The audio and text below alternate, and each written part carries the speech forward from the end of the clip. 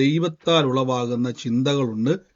ആ ചിന്തകൾക്കകത്ത് എനിക്ക് വേണ്ട വഴികളും ദൈവികമായ ഇടപെടലുകളെയുണ്ട്. അപ്പോൾ ഒരു വ്യക്തി വചനം പറയുമ്പോൾ വളരെ ശ്രദ്ധിച്ചു വേണം വചനം പറയാൻ. കഴിഞ്ഞ ദിവസം നമ്മൾ കേട്ടു, എലീശ പ്രവാചകൻ ആ വിധവയായ സഹോദര ഭവനത്തിൽ വന്ന് അവർ സ്വപ്നത്തിൽ പോലും ചിന്തിക്കാത്തൊരു വാതിലിനെ ആ ഭവനത്തിൽ കർത്താവ് തുറന്നതുപോലെ ഇന്ന് ഈ ദിവസങ്ങളിൽ കർത്താവിൽ വചനം വിളിച്ചു പറയുന്നവർ ഉള്ളത്തിൽ ദൈവം നിങ്ങളോട് സംസാരിക്കും. നിങ്ങളുടെ ജീവിതത്തിൽ പരിശുദ്ധാത്മാവിന്റെ പ്രവൃത്തികളെ അനുഭവിക്കുവാൻ പാകത്തിൽ സ്വർഗത്തിലെ ദൈവം ഇടയാക്കും. ആമേൻ. നമുക്ക് ഒരുമിച്ച് വീണ്ടും പ്രാർത്ഥനയോടെ തന്നെ ദൈവസന്നിധിയിൽ മുന്നോട്ട് പോകാം. കർത്താവ് നമ്മളെ ഇന്ന് സഹായിക്കുമാറാകട്ടെ. പിന്നീട് നമുക്ക് തുടർമാനമായിട്ട് യാക്കോബിന്റെ ലേഖനത്തിൽ നിന്നാണ് നമ്മൾ ഈ ദിവസങ്ങളിൽ ധ്യാനിച്ചു വരുന്നത്. തുടർമാനമായിട്ട് നമുക്കിന്നും യാക്കോബ് ശ്ലീഹായുടെ ലേഖനത്തിന്റെ അകത്തുനിന്ന് ചില വാക്യങ്ങളിലേക്ക് ഒന്ന് പോകാം. അവിടെ ഇങ്ങനെ എഴുതി വച്ചിരിക്കുന്നത്, നിങ്ങൾക്ക് കഴിഞ്ഞ ദിവസങ്ങളിലൊക്കെ ഞാൻ പറഞ്ഞതുപോലെ നിങ്ങൾ വചനം കേൾക്കുമ്പോൾ വളരെ ശ്രദ്ധിച്ചിരിക്കുക.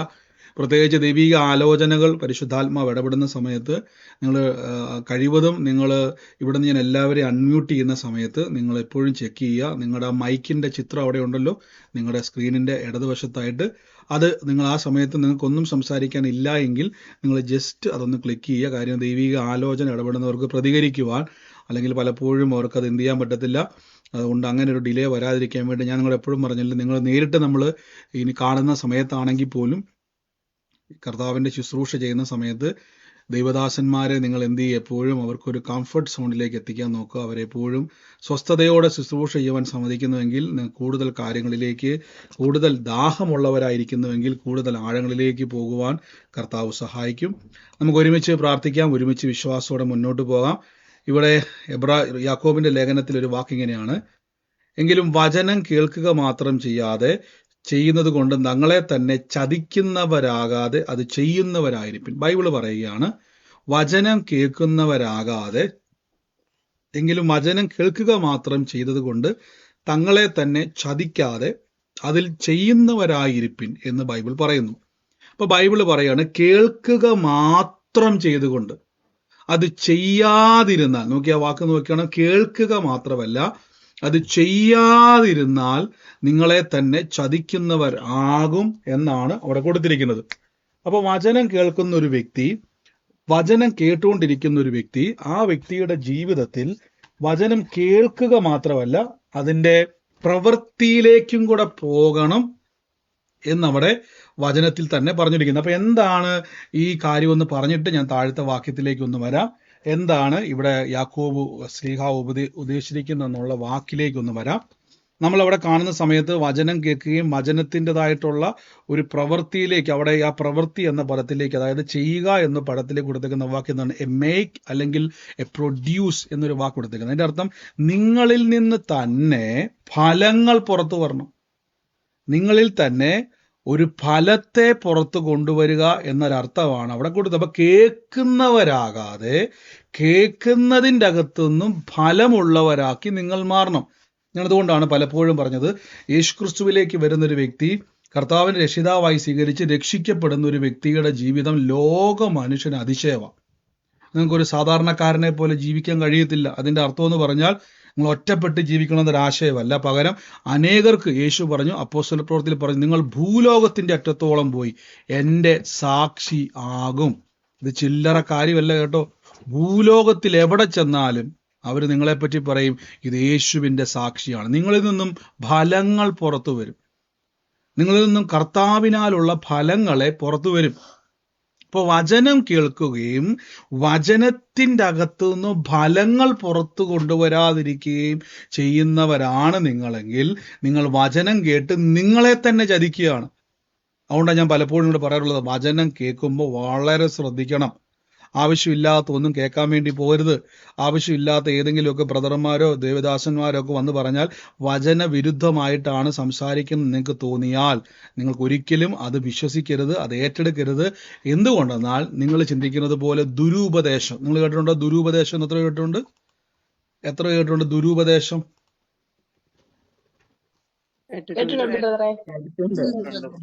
എന്താണ് ദുരുപദേശം എന്ന് വെച്ചാൽ, ഗലാത്യ ലേഖനത്തിൽ പൗലോസ് ലീഗ പറഞ്ഞു, ഞങ്ങൾ പറഞ്ഞ സുവിശേഷത്തിന് വിപരീതമായി ഞങ്ങളാകട്ടെ, നോക്കിക്കേ, ഞങ്ങളാകട്ടെ എന്ന് പറഞ്ഞാൽ ഞങ്ങളിൽ നിന്ന് ഒരുവനാകട്ടെ. ഇനി സ്വർഗത്തിൽ നിന്നൊരു ദൂതൻ ഇറങ്ങി, ഗലാത്യ ലേഖനം 3-ാം വാക്യത്തിലാണ്, ഞങ്ങൾ പറഞ്ഞ സുവിശേഷത്തിന് വിപരീതമായി ഞങ്ങളാകട്ടെ, സ്വർഗത്തിൽ നിന്നൊരു ദൂതനാകട്ടെ ഇറങ്ങി നിങ്ങളോട് സുവിശേഷം പറഞ്ഞാൽ അവൻ ശപിക്കപ്പെട്ടവനാണ്. അപ്പോൾ എപ്പോഴും ശ്രദ്ധിച്ചോണം, ദൈവവചനത്തിന് ഓപ്പോസിറ്റ് പുറത്തു നിന്നുകൊണ്ട് ഒരാൾ സംസാരിച്ചാൽ ഒരിക്കലും ആമേൻ പറഞ്ഞത് പിടിക്കരുത്. ഇനി എന്താണുള്ള താഴേക്ക് ഞാൻ മനസ്സിലാക്കി തരാം. 23-ാമത്തെ വാക്യം നോക്കിയേ. 23-ാമത്തെ വാക്യത്തിൽ പറയുന്നു, ഒരുത്തൻ വചനം കേൾക്കുന്നവനെങ്കിലും ചെയ്യാത്തവനായിരുന്നാൽ. അപ്പൊ ആദ്യം പറഞ്ഞു വചനം കേട്ട് അതിൻ്റെ അകത്തുനിന്ന് എന്ത് ചെയ്യരുത്, വചനം കേൾക്കുന്നവർ മാത്രമാകാതെ അത് ചെയ്യുന്നവരാണ്. അപ്പൊ ചെയ്യുക എന്നുള്ള വാക്കിനോട് കൊടുത്തേക്കുന്ന വാക്ക് നിങ്ങളിൽ നിന്നും ഒരു ഒരു ഒരു എന്താ പറയുക, നിങ്ങളിൽ ഫലം പുറത്തേക്ക് വരുന്നവരാകണം, പ്രൊഡ്യൂസ് ചെയ്യുന്നവരായിരിക്കണം, നിങ്ങളിൽ നിന്ന് ഫലം പുറത്തേക്ക് പ്രൊഡ്യൂസ് ചെയ്യുന്നവരാകണം. അങ്ങനെ അടുത്ത വാക്യത്തിൽ പറയും, ഒരു വചനം കേൾക്കുകയും അത് ചെയ്യാതിരുന്നാൽ അവൻ തൻ്റെ സ്വാഭാവിക മുഖം കണ്ണാടിയിൽ നോക്കുന്ന ആളോട് ഒക്കുന്നു.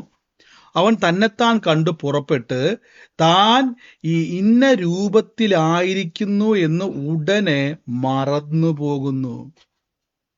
നോക്കിക്കേ, തന്നെ താൻ കണ്ട് പുറപ്പെട്ട് താൻ ഇന്ന രൂപത്തിൽ ഇരിക്കുന്നു എന്ന് മറന്നു പോകുന്നു. നോക്കിക്കേ, ഇവിടെ നിങ്ങൾ ഈ വാക്യം നോക്കിയാൽ കാണാൻ പറ്റും, നമ്മൾ കർത്താവിൻ്റെ വചനം വായിക്കുന്ന സമയത്ത് നിങ്ങൾ പലപ്പോഴും ബൈബിൾ ഒരു കണ്ണാടിയാണ്, ബൈബിൾ ഒരു കണ്ണാടിയാണ്. അപ്പൊ എൻ്റെ ഈ കണ്ണാടിയുടെ പ്രത്യേകത എന്താണെന്നുള്ളത് ഒന്ന് നിങ്ങൾക്കൊന്ന് പറയാൻ പറ്റും, ഒന്ന് എക്സ്പ്ലെയിൻ ചെയ്യാം ആർക്കെങ്കിലും. കണ്ണാടിയുടെ പ്രത്യേകത ഒത്തിരി നിങ്ങൾ എക്സ്പ്ലെയിൻ ചെയ്യേണ്ട, കണ്ണാടി എന്താണെന്നുള്ളത് പ്രത്യേകം എന്ന് പറയാം. കണ്ണാടിക്ക് എന്താണ് പ്രത്യേകത? സ്വന്തം സ്വരൂപം ഉള്ളതുപോലെ നമ്മളെ കാണുന്നത് തന്നെ അതിൽ കാണും, നമ്മളെ പ്രതിച്ഛായ കാണും, ഉള്ളതുപോലെ കാണും, പ്രതിബിംബം. അപ്പൊ കണ്ണാടിയുടെ പ്രത്യേകത എന്ന് പറഞ്ഞു കഴിഞ്ഞാല്, കണ്ണാടിക്ക് ഒരു കുഴപ്പമെന്നല്ല, കണ്ണാടി ഒരു ഗുണം എന്നാന്ന് വെച്ച് കഴിഞ്ഞാൽ, നിങ്ങൾ രാവിലെ എണീറ്റ് വന്ന് ഏത് രൂപത്തിലാണോ അതേ രൂപത്തിൽ നിങ്ങൾ കണ്ണാടി പോയി നോക്കിക്കഴിഞ്ഞാൽ നിങ്ങളെ ആ കണ്ണാടി നിങ്ങളുടെ വസ്ത്രങ്ങൾ മാറ്റി മറ്റൊരു രൂപത്തിലേക്ക് കാണിക്കത്തില്ല. നിങ്ങൾ ഏത് വസ്ത്രം ഇട്ടിരിക്കുന്നോ അതേ വസ്ത്രത്തിൽ അതേ രൂപത്തിൽ അതേ രീതിയിൽ നിങ്ങൾ എന്ത് ചെയ്യും, കണ്ണാടി കാണിക്കുക. അതിന്റെ അർത്ഥം നിങ്ങളുടെ പ്രതിരൂപം തന്നെ അവിടെ വെളിപ്പെടും. അതുപോലെ കണ്ണാടിയുടെ പ്രത്യേകത ഇവിടെ ബൈബിൾ പറയുന്നു, അവൻ തന്നെത്താൻ കണ്ടു പുറപ്പെട്ട് താൻ ഇന്ന രൂപമെന്നായിരുന്നു ഉടനെ മറന്നു പോകുന്നു. തൊട്ടുമുടത്ത വാക്യത്തിൽ പറയുന്നു, ഒരുത്തൻ വചനം കേൾക്കുന്നുവെങ്കിലും അവൻ ചെയ്യാത്തവനായിരുന്നാൽ അവന്റെ തൻ്റെ സ്വാഭാവിക മുഖം കണ്ണാടിയിൽ നോക്കുന്ന ആളോടൊക്കുന്നു. അപ്പൊ ഒരുവൻ വചനം കേട്ടിട്ട് ആ വചനം, അടുത്ത വാക്യം നോക്കി, തന്നെ കണ്ടു പുറപ്പെട്ടു.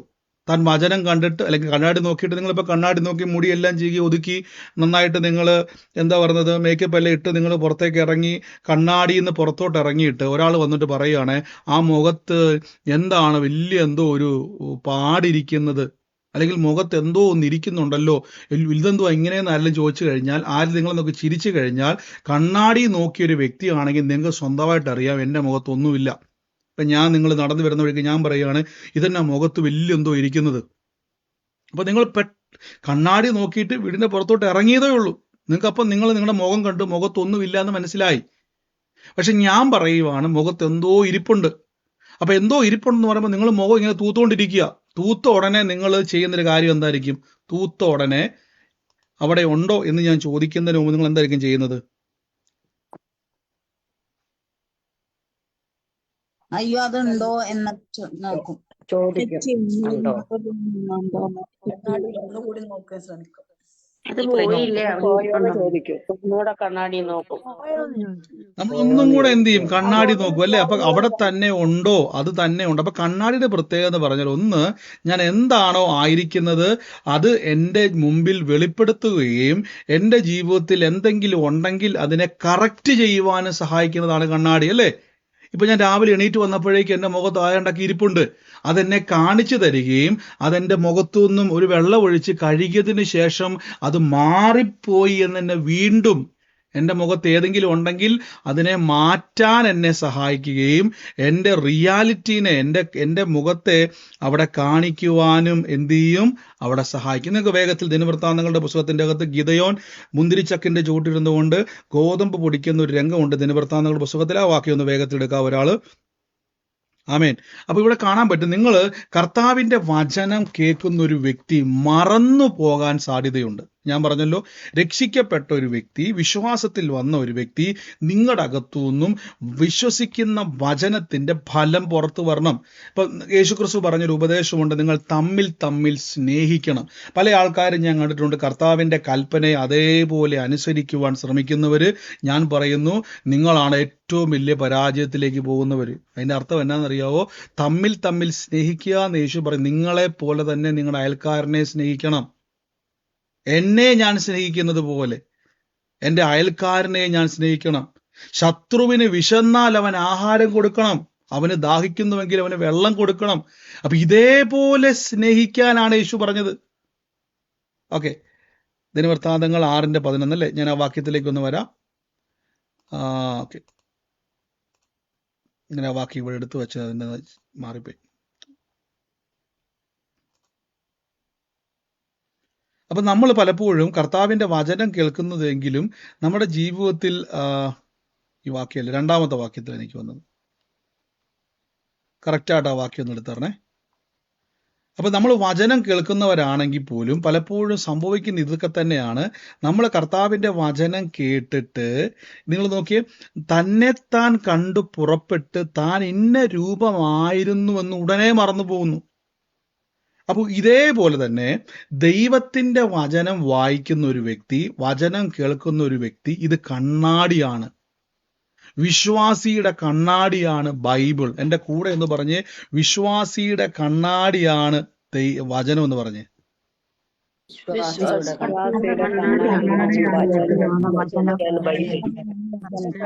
കണ്ണാടിയാണ് വചനം. വിശ്വാസിയുടെ കണ്ണാടിയാണ് വചനം. അപ്പൊ വിശ്വാസിയുടെ കണ്ണാടിയാണ് ദൈവത്തിന്റെ വചനം, അല്ലെ? വിശ്വാസി അല്ലെങ്കിൽ കർത്താവിന്റെ വചനം കേൾക്കുന്ന ഒരു വ്യക്തി, കർത്താവിന്റെ വചനത്തിൽ വിശ്വസിക്കുന്ന ഒരു വ്യക്തി, നിങ്ങൾ കണ്ണാടിയിൽ നോക്കുന്നത് പോലെയാണ് വചനത്തിൽ നോക്കുന്നത്. ഇത് മറന്നു പോകരുത്. രാവിലെ ഞാൻ കണ്ണാടി നോക്കിയിട്ട് മൊത്തം മുടിയെല്ലാം ചീകി നന്നായിട്ട് പൗഡറൊക്കെ ഇട്ട് ഞാൻ വീടിന്റെ പുറത്തേക്ക് ഇറങ്ങുമ്പോൾ പുറത്ത് നിൽക്കുന്ന ഒരു വ്യക്തി പറയുകയാണ്, ഇതെന്താ ഇങ്ങനെ ഇരിക്കുന്നത് ചോദിച്ചു കഴിഞ്ഞാൽ അയാൾ പറയുന്നത് ഒരു തമാശയാണെന്ന്. അയാൾ പറയുന്നത് ഒരു തമാശയാണെന്ന് ഞാൻ തിരിച്ചറിയണം, അല്ലേ? അയാൾ പറയുന്നത് എന്താണ്? ഒരു തമാശയാണ്. ഒന്ന് ദിനവൃത്താന്തമാണ്, 2 ദിനവൃത്താന്തമാണ് കാണിക്കുന്നത് നിങ്ങൾ. അപ്പൊ അത് തമാശയാണെന്ന് മനസ്സിലാക്കിയിട്ട് ഞാൻ എന്ത് ചെയ്യണം? ചുമ്മാ തമാശ പറയാതെ ഞാൻ ഇപ്പൊ കണ്ണാടിയിൽ നോക്കിയതേ ഉള്ളൂ എന്ന് എന്ത് ചെയ്യണം? അവിടെ പറയുന്ന ഒരു വ്യക്തി ആയിത്തീരണം നിങ്ങൾ. ഇതേപോലെ തന്നെ ഓക്കെ, സോറി, ദിനവൃത്താന്തം അല്ല, മാറിപ്പോയി. ന്യായാധിപന്മാരുടെ പുസ്തകം, സോറി, ഞാൻ പറഞ്ഞത് മാറിപ്പോയത്. ന്യായാധിപന്മാരുടെ പുസ്തകമാണേ. അപ്പൊ ന്യായാധിപന്മാരുടെ പുസ്തകത്തിന്റെ അകത്ത്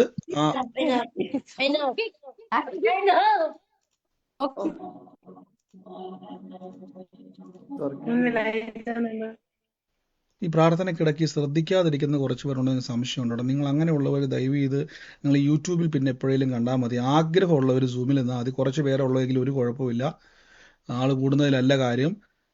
ആഗ്രഹമുള്ളവരുടെ മേൽ ഉള്ളെങ്കിലുള്ള നമുക്ക് ശുശ്രൂഷിക്കാനൊരു സന്തോഷമുള്ളൂ. അപ്പോൾ ഈ അനാവശ്യമായി സംസാരിക്കുന്നവരൊക്കെ ഒന്ന് ലെഫ്റ്റ് ചെയ്യുക. നിങ്ങൾക്ക് യൂട്യൂബിൽ അവസരമുണ്ട് കാണാൻ. പിന്നീട് എപ്പോഴേലും കണ്ടാൽ മതി. ദൈവം അനുഗ്രഹിക്കട്ടെ. ഇവിടെ നിങ്ങൾ നോക്കുക, ദിനവൃത്താതെ പറഞ്ഞുകൊണ്ടിരുന്നത് ന്യായാധിപന്മാരുടെ പുസ്തകം 6-ാം അധ്യായത്തിന്റെ അകത്ത് 11ാമത്തെ വാക്യത്തിൽ ഇങ്ങനെ പറഞ്ഞേക്കുന്നത്, അനന്തരം യഹോവ ഒരു ദൂതൻ വന്ന് ഒഫ്രൈമിൽ അബിയേസ്രിയാന്റെ യോഫാന്റെയും കരുവേലകത്തിന്റെ കീഴിരിക്കുന്ന അവന്റെ മകനായി ഗിദയോൻ ഗോതമ്പ് മിദ്യാരുടെ കയ്യിൽ പെടാതിരിക്കേണ്ടതിന് മുന്തിരിച്ചകനിൽ വെച്ച് മെതിക്കുവാൻ. ഞാൻ പലപ്പോഴും പറഞ്ഞു, എനിക്ക് ഈ വാക്യങ്ങൾ ചിലപ്പം പറയുമ്പോൾ എന്തെങ്കിലും തെറ്റ് വന്നാൽ ഈ ചില പേരുകൾ നാക്കിൽ വഴങ്ങാതൊക്കെ വരുന്നുണ്ട്. അവിടെ പറയാണ്, യഹോവയുടെ ദൂതൻ പ്രത്യക്ഷനായിട്ട്, അല്ലയോ പരാക്രമശാലിയെ, യഹോവ നിന്റെ കൂടെയുണ്ട്. അവൻ ഗിദയോൻ അവനോട്, അയ്യോ യജമാനെ, യഹോവ എൻ്റെ കൂടെ ഉണ്ടെങ്കിൽ നമുക്കിത് സംഭവിക്കുന്നത് എന്ത്? യഹോവ നമ്മെ മിസ്രൈമിൽ നിന്ന് കൊണ്ടുവന്ന് ഇന്ന് നമ്മുടെ പിതാക്കന്മാർ നമ്മോട് അറിയിക്കുന്നതും അവന്റെ അത്ഭുതങ്ങളും ഒക്കെയും എവിടെ ഇപ്പോൾ? യഹോവ നമ്മെ ഉപേക്ഷിച്ചു മിദ്യാന്റെ കയ്യിൽ ഏൽപ്പിച്ചിരിക്കുന്നുവല്ലോ എന്ന് പറഞ്ഞു. അപ്പോൾ യഹോവ അവനെ നോക്കി, നിന്റെ ഈ ബലത്തോടെ നീ പോകുക, നീ ഇസ്രായേലിനെ മിദ്യാന്റെ കയ്യിൽ നിന്നും രക്ഷിക്കും, ഞാനല്ലോ നിന്നെ അയക്കുന്നത് എന്ന് പറഞ്ഞു. നിങ്ങളൊരു വാക്ക് നോക്കണം, 12ാമത്തെ വാക്യത്തിൽ പറയുന്നു, അല്ലയോ പരാക്രമശാലിയെ. നോക്കി, അല്ലയോ പരാക്രമശാലിയെ എന്ന് ഗിദയോനെ വിളിക്കുന്നുണ്ട്.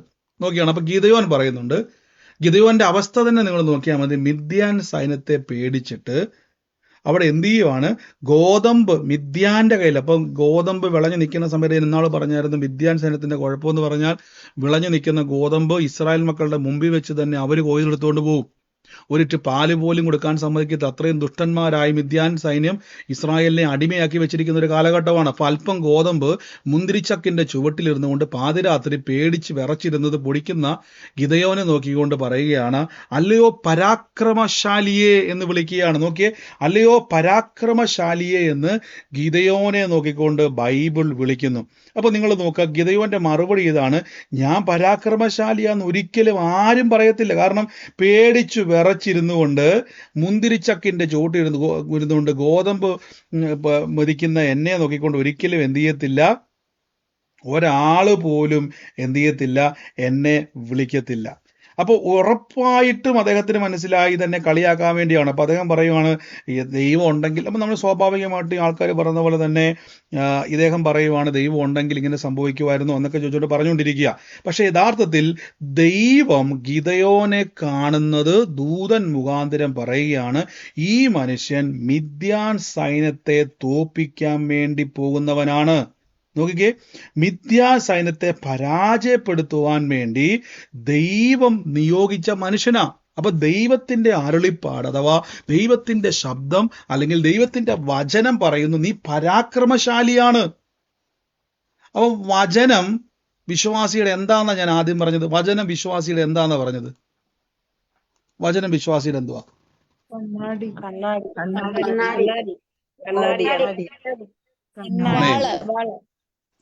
വചനം ഇപ്പൊ ഞാൻ പറഞ്ഞ പ്രകാരം വചനം, ഇന്നത്തെ ഈ വചന ധ്യാന പ്രകാരം വചനം കണ്ണാടിയാണ്. അപ്പം ഗിദെയോന്റെ മുമ്പിലേക്ക് തിരിച്ച കണ്ണാടിയാകുന്ന യഹോവയുടെ വാക്ക് അഥവാ വചനം പറയുന്നു, നീ പരാക്രമശാലിയാണ്. ഗിദെയോൻ ദൈവത്തിന്റെ വചനമാകുന്ന കണ്ണാടിയിൽ നോക്കിയാൽ ഗിദെയോനെ പരാക്രമശാലിയായിട്ടാണ് കാണുന്നത്. നോക്കിക്കേ, യുദ്ധവീരനായിട്ടാണ് കാണുന്നത്. പക്ഷെ ഗിദെയോൻ കണ്ണാടി മാറ്റിയിട്ട് നോക്കുമ്പോൾ ഗിദെയോന് തോന്നുന്നത് താൻ ഒരു പേടിത്തൊണ്ടനായ മനുഷ്യനാണ്, താൻ ഒരു പരാജയമാണ്, താൻ ഒരിക്കലും മിദ്യാൻ സൈന്യത്തെ തോൽപ്പിക്കാൻ കഴിയുന്നവനല്ല. നോക്കിക്കേ, ദൈവവചനം ഒരു കണ്ണാടിയാണ്. യാക്കോബിന്റെ ലേഖനത്തിൽ പെട്ടെന്ന് വന്നിട്ട് ഇങ്ങോട്ട് ചാടി വരാവേ. യാക്കോബിന്റെ ലേഖനം പറയുന്നു, ഒരുവൻ സ്വാഭാവിക മുഖം കണ്ണാടിയിൽ നോക്കുന്ന ആളോട് ഒക്കുന്നു. ദൈവവചനത്തെ പറ്റിയാണ് പറഞ്ഞത്. അടുത്ത വാക്യത്തിൽ പറഞ്ഞു, അവൻ തന്നെ കണ്ട് പുറപ്പെട്ട് താൻ ഇന്ന രൂപമായിരുന്നു എന്ന് മറന്നുപോകുന്നു. അപ്പൊ കണ്ണാടിയെ നോക്കുന്ന ആൾക്ക്, ഇപ്പൊ നിങ്ങൾ കണ്ണാടിയെ നോക്കുമ്പോൾ എന്തുകൊണ്ടാണ് ഒരു സിനിമാ നടനെ പോലെയോ നടിയെ പോലെയോ തോന്നാത്തത്? നിങ്ങളിപ്പോ കണ്ണാടി നോക്കിക്കഴിയുമ്പോഴേക്കും ഒരു സെലിബ്രിറ്റിയെ പോലെ നിങ്ങളുടെ മുഖം എന്തുകൊണ്ടാണ് ഇരിക്കാത്തത്? കാര്യം നിങ്ങൾ നോക്കുന്നത് TV-യിലല്ല, കണ്ണാടിയിലാണ്. കണ്ണാടിയിൽ നോക്കിയാൽ നിങ്ങളുടെ രൂപമേ കാണത്തുള്ളൂ. വചനത്തിൽ നോക്കിയാൽ ഒരു വിശ്വാസി എന്താണ് എന്നത് കാണാൻ പറ്റും. ഇതാണ് നിങ്ങള്. എന്നാൽ പലപ്പോഴും എന്ത് ചെയ്യുന്നറിയാവോ, വചനം അടച്ചു വെക്കുമ്പോൾ നമ്മളത് മറന്നു പോകുന്നു. ഇത് തന്നെ അവിടെ പറഞ്ഞേക്കുന്നത്. ഒരുത്തൻ സ്വാഭാവിക മുഖത്തെ തന്നെത്താൻ കണ്ട് പുറപ്പെട്ട് താൻ ഇന്ന രൂപമായിരുന്നു എന്നവൻ മറന്നു പോകുന്നു. ഇതാണ് നമ്മുടെ ജീവിതത്തിൽ പലപ്പോഴും സംഭവിക്കുന്നത്. ഞാൻ ഇന്നയാളാണ്. അതുകൊണ്ടാണ് ബൈബിൾ വ്യക്തമായിട്ട് രക്ഷിക്കപ്പെട്ട് വിശ്വാസി ബൈബിൾ വായിക്കണം. ബൈബിൾ വായിക്കുമ്പോൾ നിങ്ങളെപ്പറ്റി അവിടെ പറയുന്നു, ആവർത്തന പുസ്തകത്തിൽ പറയുന്നു, നീ ഉയർച്ച തന്നെ പ്രാപിക്കും. അപ്പൊ ഞാൻ ഉയരാനുള്ളയാളാണ്. അയ്യോ ബ്രദറെ, എൻ്റെ ജീവിത അവസ്ഥ കണ്ടോ ബ്രദറെ, ഒരു ഗതിയും ഞാൻ പിടിക്കുന്നില്ല, ഉള്ള വരുമാന മാർഗം അടഞ്ഞു പോകുന്നു, സുനാമി വരുന്നു, കൊറോണ വരുന്നു, കോവിഡ് വരുന്നു, ഒമിക്രോൺ വരുന്നു, അത് വരുന്നു, ഇത് വരുന്നു. ഇത് പറഞ്ഞുകൊണ്ട് നമ്മൾ ഇരിക്കുമ്പോൾ ബൈബിൾ പറഞ്ഞു, നീ ഉയർച്ച തന്നെ പ്രാപിക്കും. ഞാൻ കണ്ണാടി നോക്കുമ്പോൾ എൻ്റെ രൂപമാണ് ഞാൻ കാണുന്നതെങ്കിൽ വചനം നോക്കിയാൽ ഞാൻ എന്നെ തന്നെ, എൻ്റെ ജീവിതമാണ് കാണുന്നത്. അപ്പൊ എൻ്റെ ഭാവി എന്തായി തീരുമെന്നൊരു സംശയം ആർക്കെങ്കിലും ഉണ്ടോ? യേശുക്രിസ്തുവിനെ വിശ്വസിച്ച് ഇറങ്ങി തിരിച്ചാ ബ്രദറെ, ഇപ്പൊ എനിക്ക് അറിയത്തില്ല ബ്രദറെ, ആകെയുള്ള ആശ്രയം ബൈബിള് മാത്രം മതി ആശ്രയം. അതൊരു കണ്ണാടിയാണ്. നിങ്ങൾ എന്താണ് എന്നുള്ളതിന്റെ തെളിവാണ് കണ്ണാടി, അല്ലേ? ഇപ്പൊ ഞാൻ കണ്ണാടി നോക്കുമ്പോൾ എൻ്റെ രൂപമാണ് ഞാൻ കാണുന്നതെങ്കിൽ അതിൻ്റെ അർത്ഥം എൻ്റെ രൂപത്തിൽ തന്നെയാണ് ഞാൻ ഇരിക്കുന്നത്. ഇപ്പോൾ ഞാൻ കാണുന്ന അതേ സ്വരൂപത്തിൽ തന്നെയാണ് ഞാൻ, മാറ്റമില്ല. ബൈബിളിൽ വചനത്തിന് മാറ്റമില്ല എങ്കിൽ ആ വചനം നിങ്ങൾക്ക് കണ്ണാടിയാണ്. ഹല്ലേലൂയ. ബൈബിൾ പറഞ്ഞ ഓരോ വാക്യം ഞാൻ പറഞ്ഞു തരാം. നിങ്ങൾക്ക് പറയാം, ഓരോ വചനം നമ്മൾ എടുത്തു നോക്കിക്കേ. ഓരോ വാക്യം എടുക്കുന്ന സമയത്ത് പൗലോസ്ലീഹ പറയുന്നുണ്ട്, ഇത്ര ഭയങ്കരമായ മരണത്തിൽ നിന്ന് ദൈവം ഞങ്ങളെ വിടുവിച്ചു, അവൻ മേലാലും വിടുവിക്കുന്നവനാണ്.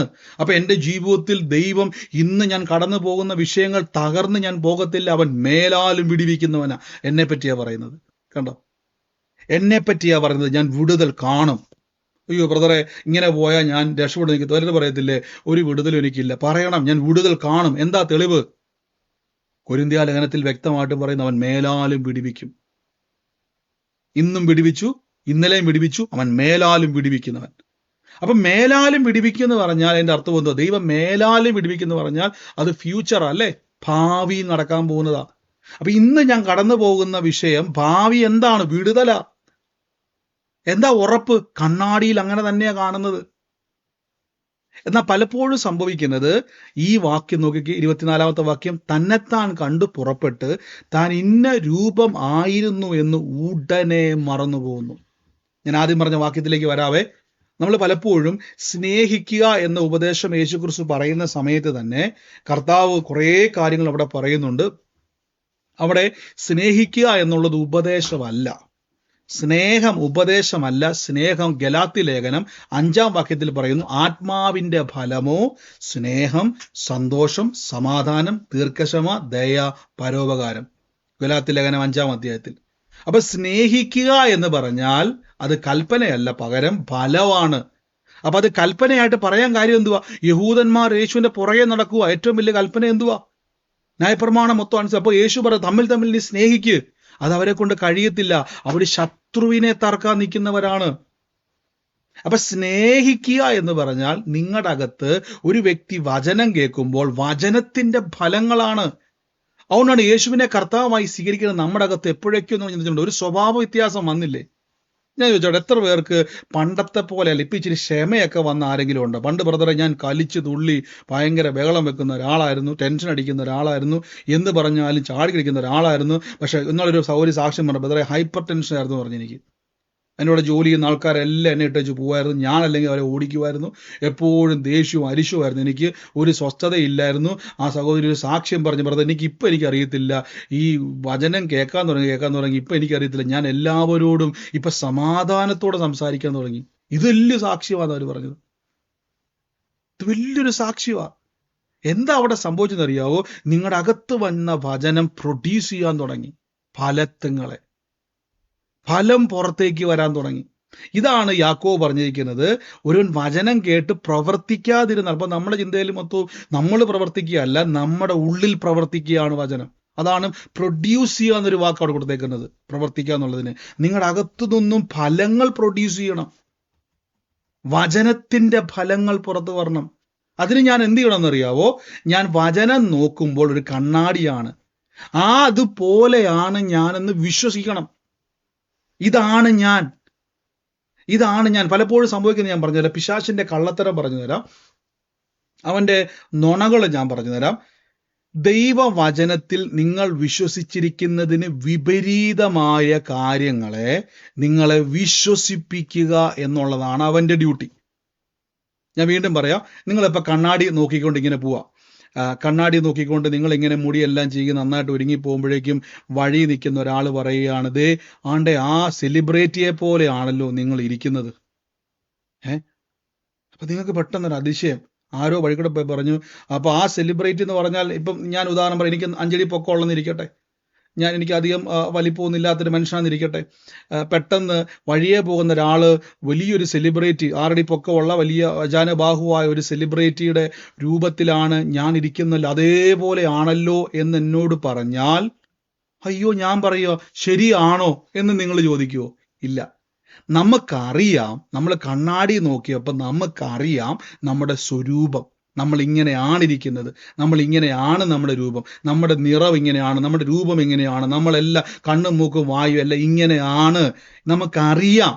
അത് വിശ്വസിക്കുന്നത് കൊണ്ട് ആ വ്യക്തി പറയുന്നത് ഒരു കളിയാക്കാണെന്ന് നമുക്ക് മനസ്സിലായി. അയാൾ എന്നെ കളിയാക്കാൻ പറയുന്നതായിരിക്കാം, ചിലപ്പോൾ എന്നെ എന്തെങ്കിലും കാര്യം സാധിക്കാൻ വേണ്ടി എന്നെ സന്തോഷിപ്പിക്കാൻ പറയുന്നതായിരിക്കാം എന്ന് എനിക്കറിയാം. അതുകൊണ്ട് ഞാൻ വിശ്വസിക്കത്തില്ല. ഇത് തന്നെയാണ് പറഞ്ഞിരിക്കുന്നത്, അവൻ തന്നെത്താൻ കണ്ടു പുറപ്പെട്ടു, വിശ്വാസത്താൽ ഇറങ്ങി തിരിച്ചു, പക്ഷേ താൻ ഇന്ന രൂപമൊന്നും മറന്നു പോകുന്നു. മറക്കരുത്. എന്താ മറക്കാന്ന് പറഞ്ഞാൽ മറ്റെന്തോ കാര്യം നിങ്ങൾ വിശ്വസിക്കുന്നു. ശ്രദ്ധിച്ചോണം, ബൈബിൾ തുറക്കുമ്പോൾ ഏത് സാഹചര്യത്തിൻ്റെ അകത്തൂടെയാണ് കടന്നു പോകുന്നതെങ്കിലും അതല്ല നിങ്ങൾ.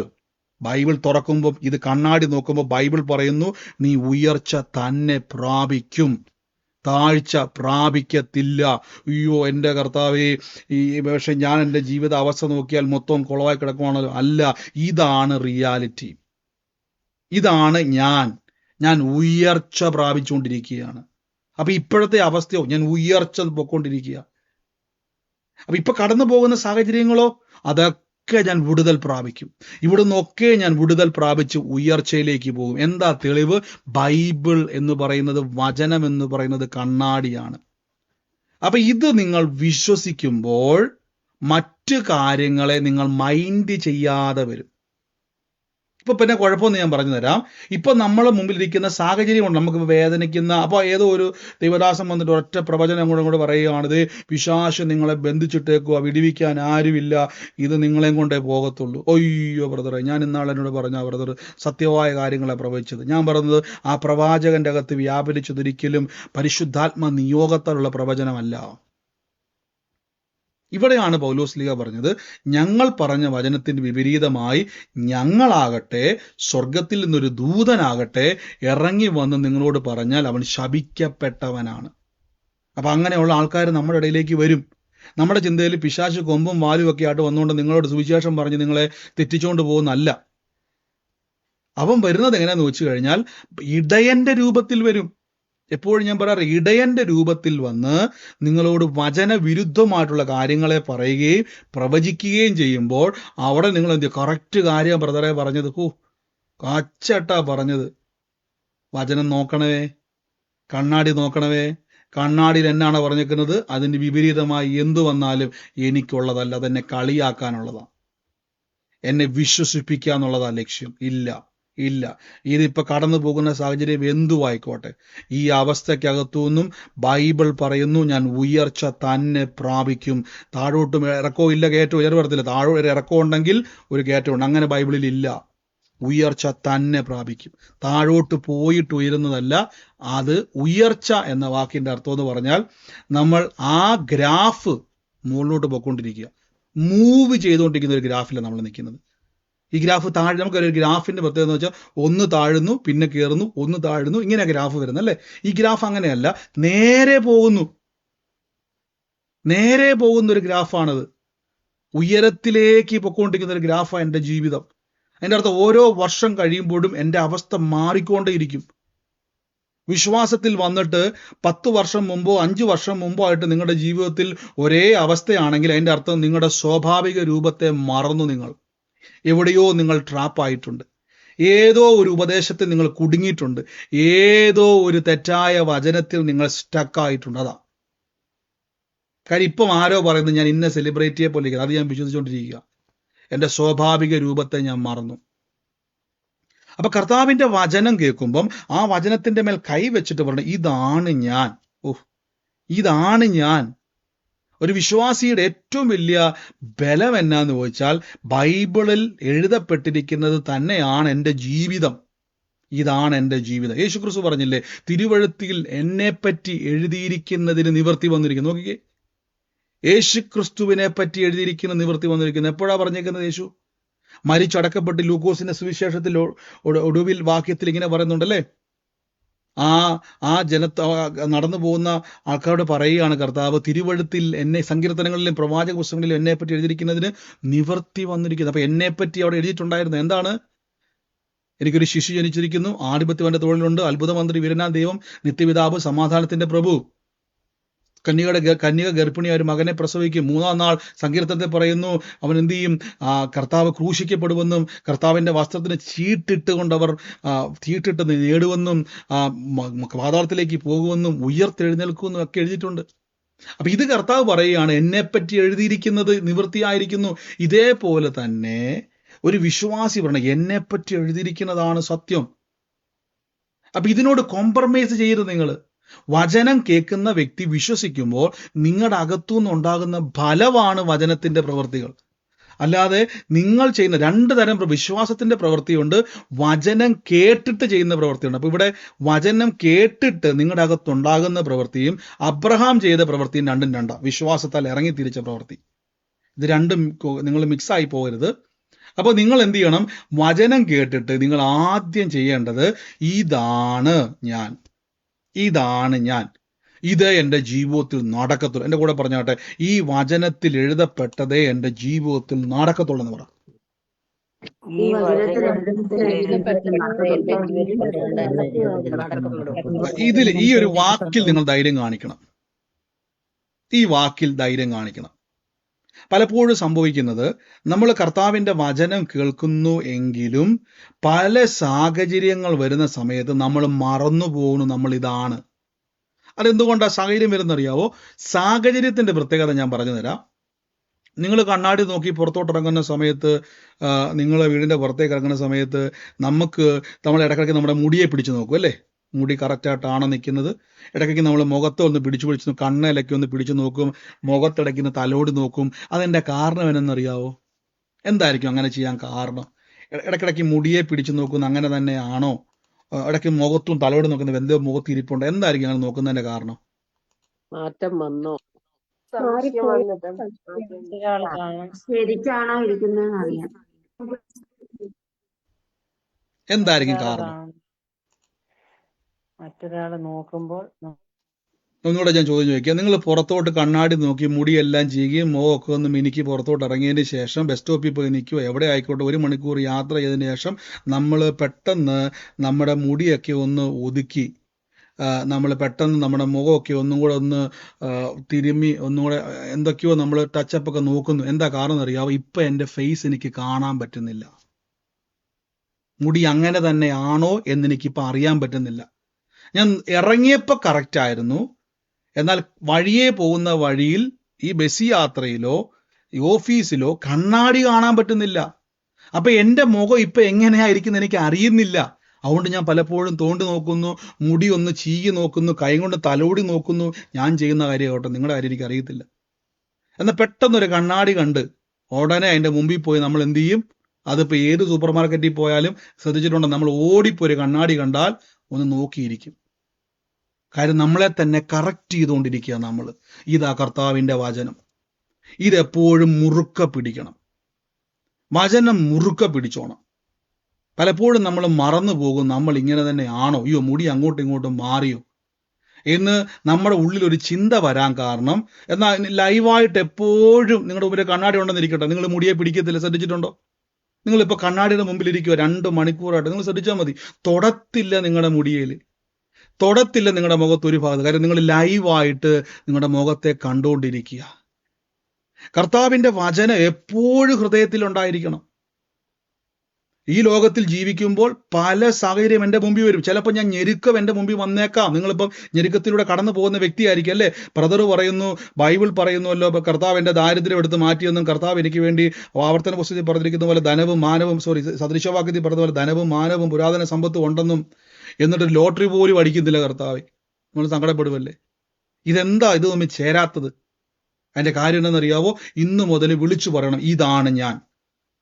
എനിക്ക് വേണ്ടി കർത്താവ് സ്വർഗത്തിലെ കിളിവാതിൽ തുറന്ന് സ്ഥലം പോരാതെ വണ്ണം എന്നെ അനുഗ്രഹിക്കും.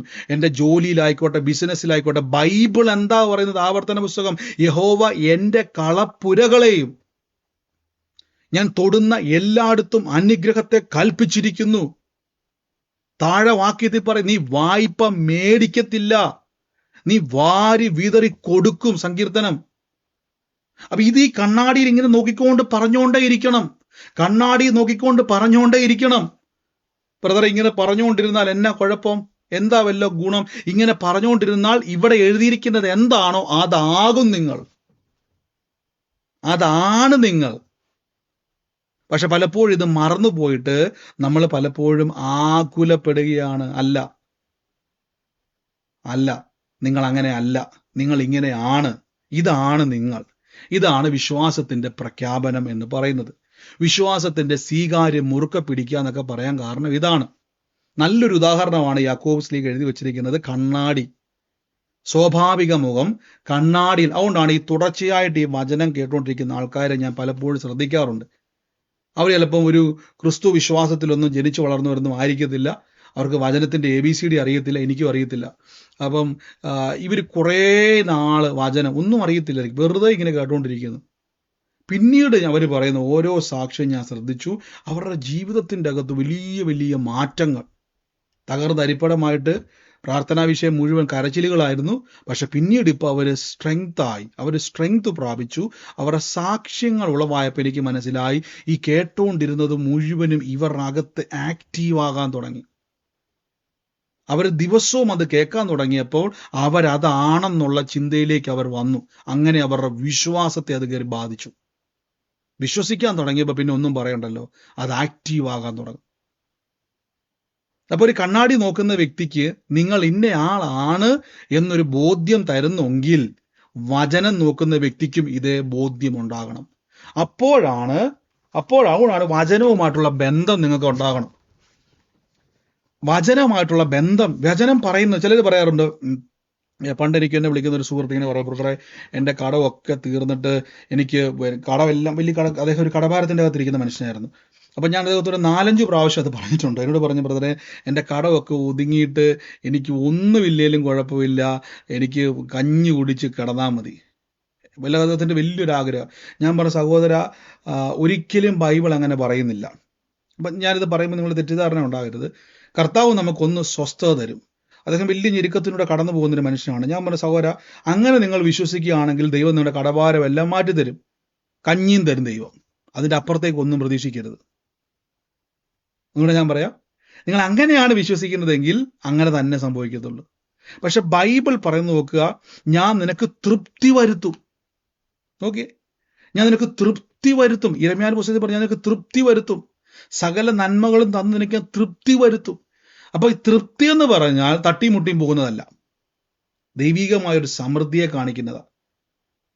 അപ്പൊ ഇതാണ് നിങ്ങളുടെ ജീവിതമെന്ന് നിങ്ങൾ തിരിച്ചറിഞ്ഞിട്ട് ആ വചനപ്രകാരം ചലിക്കും. അതുകൊണ്ടാണ് ബസ് സ്റ്റോപ്പിൽ പോയി നിൽക്കുമ്പോഴും നിങ്ങൾ എന്ത് ചെയ്യണം, സാഹചര്യം, നിങ്ങൾ കടന്നു പോകുന്ന സാഹചര്യം വളരെ മോശമാണെങ്കിലും ആ ബൈബിൾ വാക്യം നിങ്ങളുടെ മനസ്സിലുണ്ടായിരിക്കണം.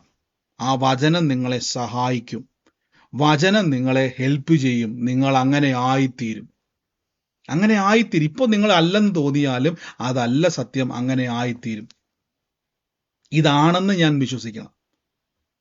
വലിയ ബുദ്ധിമുട്ടാണോ ഈ കാര്യം? ഒരു ബുദ്ധിമുട്ടുമില്ല അല്ലേ? അതെന്നെ ബ്രദറെ വലിയ ബുദ്ധിമുട്ടാണ് ചിലർ പറയാൻ കാരണം. എന്തുകൊണ്ടെന്നാൽ നിങ്ങളിപ്പോൾ കടന്നു പോകുന്ന ഒരു സാഹചര്യം നമ്മൾ എപ്പോഴും എന്ത് ചെയ്തുകൊണ്ടിരിക്കും, തകർച്ചയിലേക്ക് എന്നെ കൊണ്ടുപോകുന്നു എന്നൊരു ചിന്ത എന്നിൽ ക്രിയേറ്റ് ചെയ്തു. വാസ്തവമായിട്ടും തകർച്ചയാണോ? അതെ, ഞാൻ കടന്നു പോകുന്ന വിഷയം വാസ്തവമായിട്ടും എനിക്ക് മൊത്തത്തിൽ കണക്ക് കൂട്ടിയാൽ ഞാൻ വലിയ തകർച്ചയിലോട്ട് പൊക്കോണ്ടിരിക്കുവാന്ന് എനിക്ക് തോന്നുക. ഒരു കാര്യം ഉറപ്പിച്ചോണേ, അവിടെയാണ് നിങ്ങൾ ബൈബിൾ തുറന്നിട്ട് പറയണം, ബൈബിൾ എവിടെയെങ്കിലും ഞാൻ തകരുമെന്ന് പറഞ്ഞിട്ടുണ്ടോ? ഇല്ല. രക്ഷിക്കപ്പെട്ട വിശ്വാസിയെപ്പറ്റി അല്ലെങ്കിൽ ബൈബിൾ വിശ്വസിക്കുന്ന ഒരു വ്യക്തിയെപ്പറ്റി, ബൈബിളിൽ വിശ്വസിക്കുന്ന ഒരു വ്യക്തി, യേശുവിൽ വിശ്വസിക്കുന്ന ഒരു വ്യക്തി നമ്മുടെ ക്വാളിറ്റി അല്ല, ദൈവത്തിന്റെ ക്വാളിറ്റിയാണ്. ബൈബിൾ പറഞ്ഞ് ഒരു നാളും നശിച്ചു പോകത്തില്ല. അപ്പൊ ഇത് ക്ലെയിം ചെയ്യണം നിങ്ങൾ. എൻ്റെ സാഹചര്യം നോക്കിയാൽ എനിക്കിത് വിശ്വസിക്കാൻ പറ്റത്തില്ല, എൻ്റെ ജീവിതം നോക്കിയാൽ എനിക്ക് ഇങ്ങനൊരു സംഭവം പിടിക്കാൻ പറ്റത്തില്ല. പക്ഷേ ബൈബിളിൽ എഴുതിയിരിക്കുന്ന ദൈവം ചുമ്മാ എഴുതി വെക്കത്തില്ല. എൻ്റെ കൂടെ പറഞ്ഞാട്ടെ, ദൈവം ചുമ്മാ വചനം എഴുതത്തില്ലെന്ന് പറ. ദൈവം ചുമ്മാ വചനം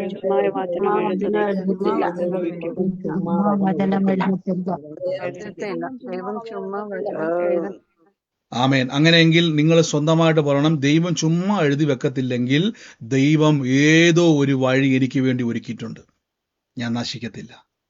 ഇങ്ങനെ നിങ്ങൾ ഈ 2 കാര്യം പറയണം. ഏതോ ഒരു വഴി. ഇപ്പം ഞാൻ നോക്കൂടെ ഒരു വഴിയും കാണുന്നില്ല. ഞാൻ ഇന്നലെ പറഞ്ഞല്ലോ, ആ വിധവയുടെ ഭവനത്തിൽ പോയിട്ട്, സറാഫാത്തിലെ വിധവ ആയിക്കോട്ടെ, 2 തലമുറയെ പിടിച്ചുകൊണ്ട് പോയി അടിമയാക്കാൻ നോക്കുന്ന ആ കുടുംബക്കാരായിക്കോട്ടെ, അവർ 2 പേരും പ്രതീക്ഷിച്ചില്ല അവസാന തുള്ളി വെളിച്ചെണ്ണയ്ക്കകത്തോട്ടൊരു അത്ഭുതം ഉണ്ടെന്ന്. സ്വപ്നത്തിൽ പോലും ചിന്തിച്ചില്ല. കൊണ്ടുവന്ന 5 അപ്പം കൊണ്ടുവന്ന ആ ചെറു ബാലൻ പോലും ചിന്തിച്ചില്ല എൻ്റെ അപ്പമാണ് ഈ 5000 പേര് കഴിക്കാൻ വേണ്ടി പോകുന്നത്. ഉണ്ടാക്കിയ കടക്കാരൻ പോലും, വീട്ടുകാരൻ പോലും ചിന്തിച്ച് കാണത്തില്ല, ദൈവമേ ഞാൻ കൊടുത്തു വിട്ട 5 അപ്പമാണോ ഈ 5000 പേരെ കൊടുത്ത്. ചിന്തിച്ചിട്ട് പോലുമില്ല. ഒരു വഴി ഉണ്ട് നിങ്ങളുടെ ജീവിതത്തിൽ. നിങ്ങളുടെ സ്വപ്നത്തിൽ പോലും അത് കാണത്തില്ല. ഇതാ ദൈവം. ഒന്ന് ചിന്തിച്ചു നോക്കി. ഞാൻ പലപ്പോഴും ബൈബിൾ കേൾക്കാം അങ്ങനെ ചിന്തിക്കുന്ന ആളാ. 5 അപ്പം നമ്മുടെ രീതിയിൽ പറയാം, 5 പൊറോട്ടയായിട്ട് പോവാന്ന് വിചാരിച്ച് പ്രാർത്ഥനയ്ക്ക്. ആ 5 പൊറോട്ട എത്ര പിച്ചി ചീന്തിയാലും 5000 പേർക്കൊന്ന് തൊടാൻ പോലുമില്ല, അല്ലേ? പക്ഷെ കർത്താവ് അത് വർദ്ധിപ്പിച്ചു 12 കൊട്ട ശേഷിപ്പിച്ചു. അപ്പൊ ചിന്തക്കകത്ത് പോലുമില്ല. അതുകൊണ്ടാണ് ഞാൻ പറഞ്ഞത്, നിങ്ങൾ ചിന്തിച്ച് വെറുതെ തല പോകരുത്, ബൈബിൾ വായിക്കും.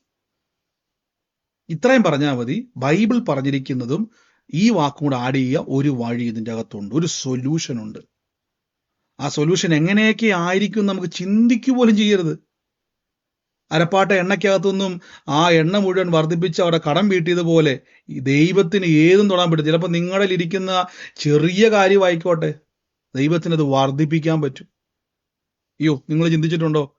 ചിലപ്പോൾ നിങ്ങൾ പറയാം ബിസിനസ് എല്ലാം പൊട്ടി ബ്രദറെ, മുഴുവൻ തരിപ്പടമായിട്ടിരിക്കുക, എല്ലാ വഴിയും അവിടെ, ചിലപ്പോൾ ആ ഒറ്റ പിടിവള്ളി ആയിരിക്കും കയറി പോകുന്നത്. ഉദാഹരണമായിട്ട് പറയാം, ഞാൻ തൃശ്ശൂർ വന്ന് നമ്മുടെ ആദ്യത്തെ പ്രാർത്ഥനയിൽ 2024 ഓഗസ്റ്റിൽ തൃശ്ശൂർ വന്നിട്ട് ആ ചർച്ചിന്റെ ഏറ്റവും പുറകിൽ പോയിരുന്നുകൊണ്ട് അവിടുത്തെ പ്രാർത്ഥന കൂടാൻ വേണ്ടി ആരും അറിയാതെ വന്നയാളാണ് ഞാൻ. ഒന്നാലോചിച്ച് നോക്കി. അപ്പൊ അവിടെ വന്ന് ചെന്നപ്പോൾ യാദൃശ്യമായിട്ട് അവിടുത്തെ ദേവദാസൻ പറഞ്ഞു, ബ്രദറെ ഒരു 10 മിനിറ്റ് സംസാരിക്ക്. അവിടെ ഇരിക്കുന്ന ഒരു മനുഷ്യന് പോലും ഞാൻ വചനം പറയുന്ന ആളാണെന്ന് അറിയത്ത് പോലുമില്ല. എന്നെ അറിയത്തില്ല, ഞാൻ വചനം പറയുന്ന ആളാണെന്ന് പോലും അറിയത്തില്ല. അവിടെ വചനം പറയാൻ തുടങ്ങിയപ്പോൾ അവിടെ ഇരുന്നൊരു സഹോദരിക്ക് എൻ്റെ ശബ്ദം മനസ്സിലായി. ദിവസവും കേൾക്കുന്ന ശബ്ദമാണല്ലോ എന്ന് പെട്ടെന്ന് മനസ്സിലായി. ആ സഹോദരിയുടെ അടുത്ത് പോയി പ്രാർത്ഥിച്ചപ്പം ദൈവാത്മ പേരും കൂടെ വെളിപ്പെടുത്തി. അപ്പോഴാണ് പറഞ്ഞ, ബ്രദറെ നമ്മൾ ഒരുമിച്ച് ദിവസവും കൂടുന്നയാളാ.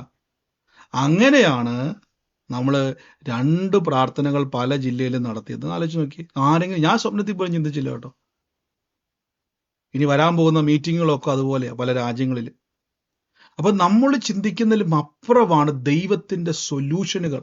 പക്ഷെ കണ്ണാടിയിൽ നോക്കിയിട്ട് അതേപോലെ നിങ്ങൾ വിശ്വസിക്കണം. തന്റെ സ്വരൂപം മറന്നു പോകുന്ന വ്യക്തിയെ പോലെ ആകരുതേ. ആര് വന്നിന് എത്ര ദൈവദാസം വന്ന് തലേ കൈവച്ച് ഉരുട്ടിയിട്ട് പറഞ്ഞാൽ പോലും ദൈവവചനത്തിന് വിരോധമാണ്, പിടിച്ചേക്കരുത്. അയ്യോ ബ്രദർ നല്ല കറക്റ്റായിട്ടാണ് പറഞ്ഞ ദൈവദാസൻ, പക്ഷെ നമ്മൾ വിശ്വസിക്കുന്ന പോലെ അല്ല ദൈവദാസൻ പറഞ്ഞത്. അവിടെ പോകരുതേ. ഇവിടെ വന്നില്ലേലും കുഴപ്പമില്ല, ശ്രദ്ധിച്ചോണം. പൗലോസ്ലീഹ പറഞ്ഞു, ഞങ്ങൾ പറഞ്ഞതിന് വിപരീതമായി ഞങ്ങളാകട്ടെ. കാരണം ഞങ്ങൾ, ഇനി ഞാനാകട്ടെ എന്നതിൻ്റെ അർത്ഥം. വന്ന് പറഞ്ഞാൽ അതിന് വിരുദ്ധമാണെങ്കിൽ പിടിക്കരുത്, ശപിക്കപ്പെട്ടവനാ. അപ്പൊ വചനം കേട്ടിട്ട് നിങ്ങൾ അങ്ങനെയാണ് എന്ന് നിങ്ങൾ ആദ്യം മനസ്സിലാക്കണം. സ്വർഗീയ നല്ല പിതാവേ, യേശു ക്രിസ്തുവിന്റെ നാമത്തിൽ ഞാൻ ബ്ലസ് ചെയ്ത് പ്രാർത്ഥിക്കുന്നപ്പാ. ഞങ്ങളുടെ വലിയ മഹത്വം ഇന്ന് വെളിപ്പെടുത്തുന്ന നന്ദി പറയുന്നപ്പാ. In the name of Jesus Christ, യേശുവിന്റെ അധികാരമുള്ള നാമത്തിൽ ഞാൻ ബ്ലസ് ചെയ്ത് പ്രാർത്ഥിക്കുന്നപ്പാ. ഞങ്ങളുടെ വലിയ മഹത്വം അങ്ങ് വെളിപ്പെടുത്തുന്നല്ലോ അപ്പാ. In the name of Jesus Christ, യേശുവിന്റെ അധികാരമുള്ള നാമത്തിൽ ഞാൻ തുറന്നു പ്രാർത്ഥിക്കുന്നപ്പാ. കർത്താവിന്റെ വലിയ മഹത്വം ഇന്ന് വെളിപ്പെടട്ടെ അപ്പാ. 1989 ഒക്ടോബർ മാസം 12-ാം തീയതി ജനിച്ച ഒരു വ്യക്തിയുടെ മേൽ കർത്താവിന്റെ വലിയ പ്രവൃത്തിയെ കർത്താവ് ഇന്ന് ചെയ്യുവാൻ വേണ്ടി പോകുന്നു എന്ന് പറയുന്നു. ആ വ്യക്തിയുമായിട്ട് ബന്ധപ്പെട്ടത് ആരാണോ യേശുവിന്റെ അധികാരമുള്ള നാമത്തിൽ സ്വീകരിച്ചാട്ടെ. സകല വിഷയത്തിന്റെ മേൽ നിന്നും ദൈവത്താൽ ഒരു സമാധാനത്തെ കർത്താവ് നിറയ്ക്കാൻ വേണ്ടി പോവാണ്. In the name of Jesus, യേശു ക്രിസ്തുവിന്റെ അധികാരമുള്ള നാമത്തിൽ ഞാൻ ബ്ലസ് ചെയ്ത് പ്രാർത്ഥിക്കുന്നപ്പാ. കർത്താവ് ഇന്ന് വഴി തുറന്നു വരട്ടെ, നന്മ തുറക്കട്ടെ. ആ വ്യക്തിയുടെ ജീവിതത്തിൽ പരിശുദ്ധാത്മാവിന്റെ പ്രവർത്തികൾ. കേട്ടില്ലേ സിസ്റ്ററെ?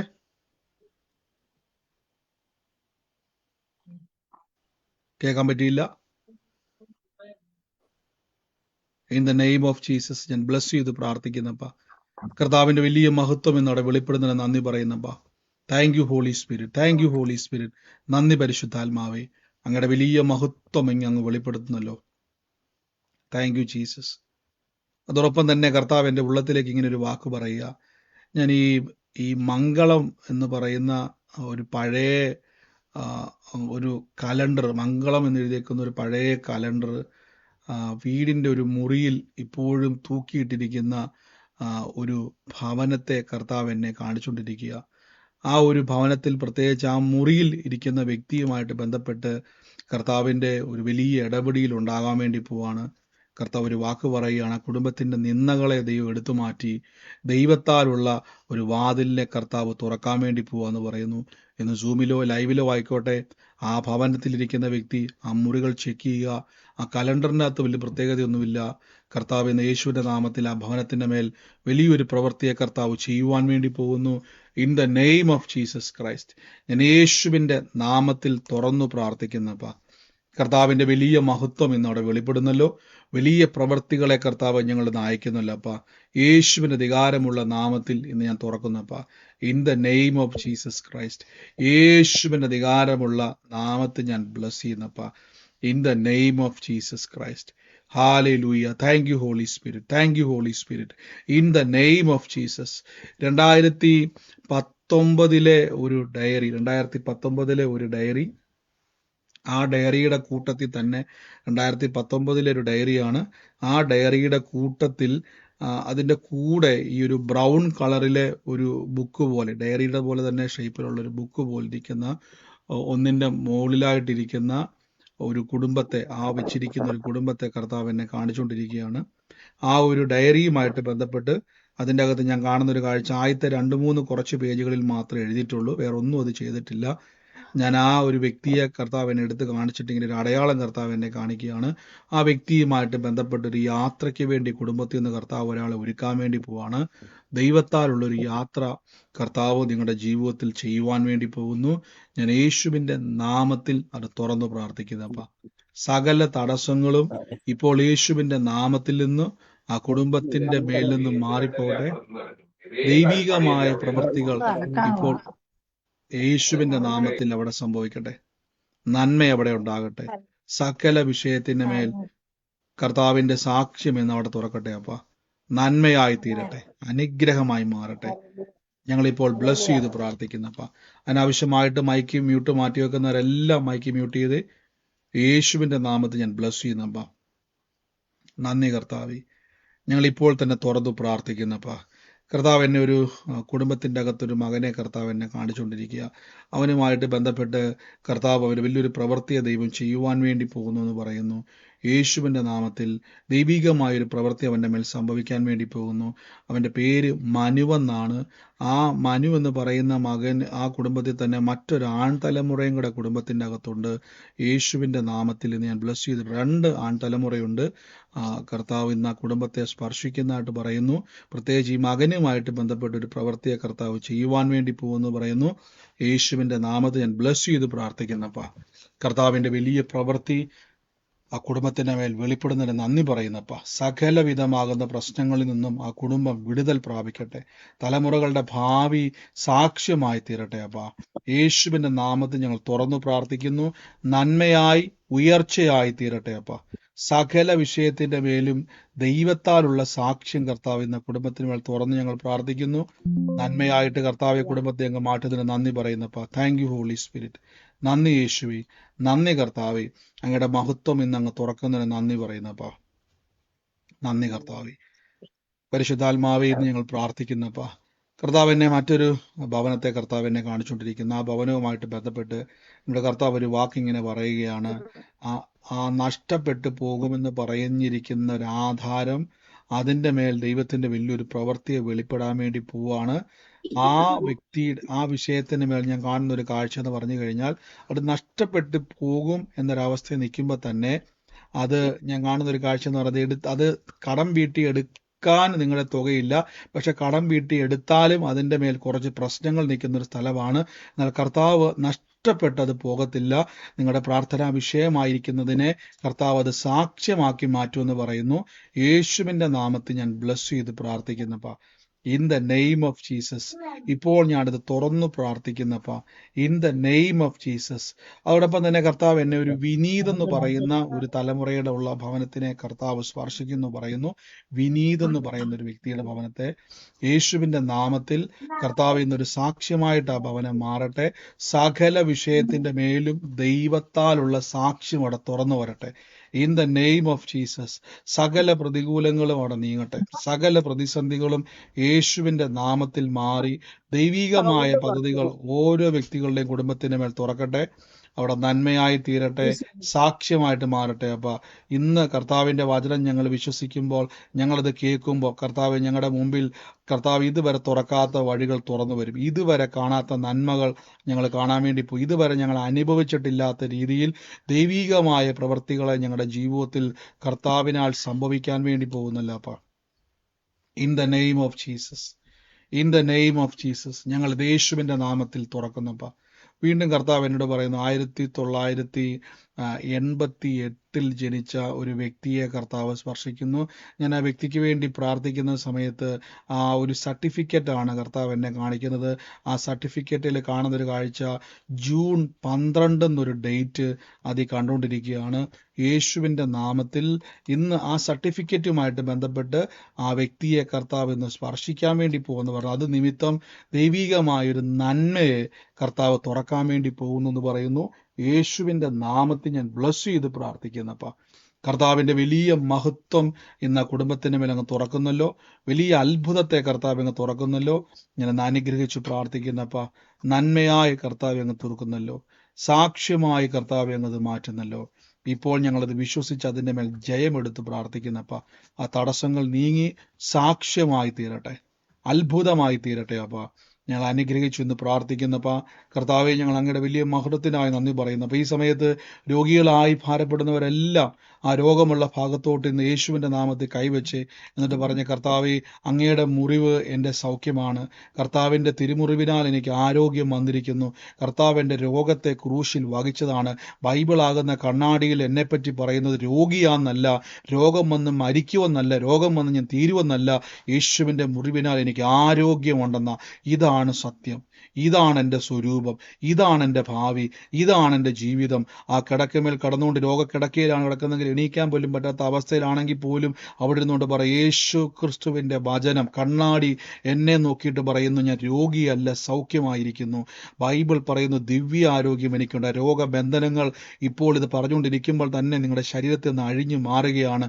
ഇപ്പോൾ തന്നെ കർത്താവിൻ്റെ നാമത്തിലെ വേദനകൾ നിങ്ങളുടെ ശരീരത്തിൽ നിന്ന് വിട്ടുമാറുന്നു. ഈ നിമിഷം തന്നെ കർത്താവിൻ്റെ പ്രവൃത്തികൾ നിങ്ങളുടെ ശരീരത്തിൻ്റെ മേൽ നിറയുന്നു, സൗഖ്യങ്ങൾ നിറയുന്നു. ഇപ്പോൾ ഈ രോഗശക്തികൾ വിട്ടും മുഴകൾ അപ്രതീക്ഷിതമായി പോകുന്നു. യേശുവിൻ്റെ നാമത്തിൽ ഞങ്ങൾ കൽപ്പിക്കുന്ന പുതിയ അവയവങ്ങൾ, രോഗമായിരിക്കുന്ന അവയവങ്ങൾ മാറി പൂർണ്ണ സൗഖ്യമുള്ള അവയവങ്ങൾ ഉണ്ടായി വരട്ടെ. ബ്ലഡിലെ കൗണ്ടുകൾ സ്ഥിരമായി നോർമലായിരിക്കട്ടെ. ആയുഷ്കാലമൊക്കെയും അത് കർത്താവ് രോഗാവസ്ഥയിലേക്ക് മാറാതെ നോർമൽ കണ്ടീഷനിലേക്ക് സ്റ്റക്കാകട്ടെ. ഇപ്പോൾ ഞങ്ങളത് പ്രാർത്ഥിച്ച് അതിൻ്റെ മേൽ ജയമെടുക്കുന്നപ്പ. In the name of Jesus Christ, യേശുവിൻ്റെ നാമത്തിൽ ഞാൻ ബ്ലസ് ചെയ്ത് പ്രാർത്ഥിക്കുന്നപ്പ. എൻ്റെ ഉള്ളത്തിൽ കർത്താവ് എന്നെ സോബിൻ എന്ന് പറയുന്ന ഒരു വ്യക്തിക്ക് വേണ്ടി, SOBIN, സോബിൻ എന്ന് പറയുന്ന ഒരു തലമുറയ്ക്ക് വേണ്ടി പ്രാർത്ഥിക്കുവാൻ ഉള്ളത്തിൽ പറയുകയാണ്. ഞാൻ ആ മകനെ അനുഗ്രഹിച്ചു എന്ന് പ്രാർത്ഥിക്കുന്നപ്പോൾ ആ കുടുംബത്തിൻ്റെ മേൽ ആ മകനൊരു സാക്ഷ്യമായി തീരട്ടെ. വലിയ പ്രവർത്തികൾക്ക് വേണ്ടി കർത്താവ് അവൻ ഒരുക്കട്ടെ. എല്ലാ പ്രതികൂലങ്ങളും നീങ്ങി ദൈവത്തിൻ്റെ സാക്ഷ്യമായി യേശുവിൻ്റെ നാമത്തിൽ മകൻ്റെ ജീവിതം തീരട്ടെ. അപ്പോൾ നന്മയായി കർത്താവ് അങ്ങ് തീർക്കുന്നതിന് നന്ദി പറയുന്നപ്പ. സാക്ഷ്യമായിട്ട് കർത്താവ് ഇത് മാറട്ടെ.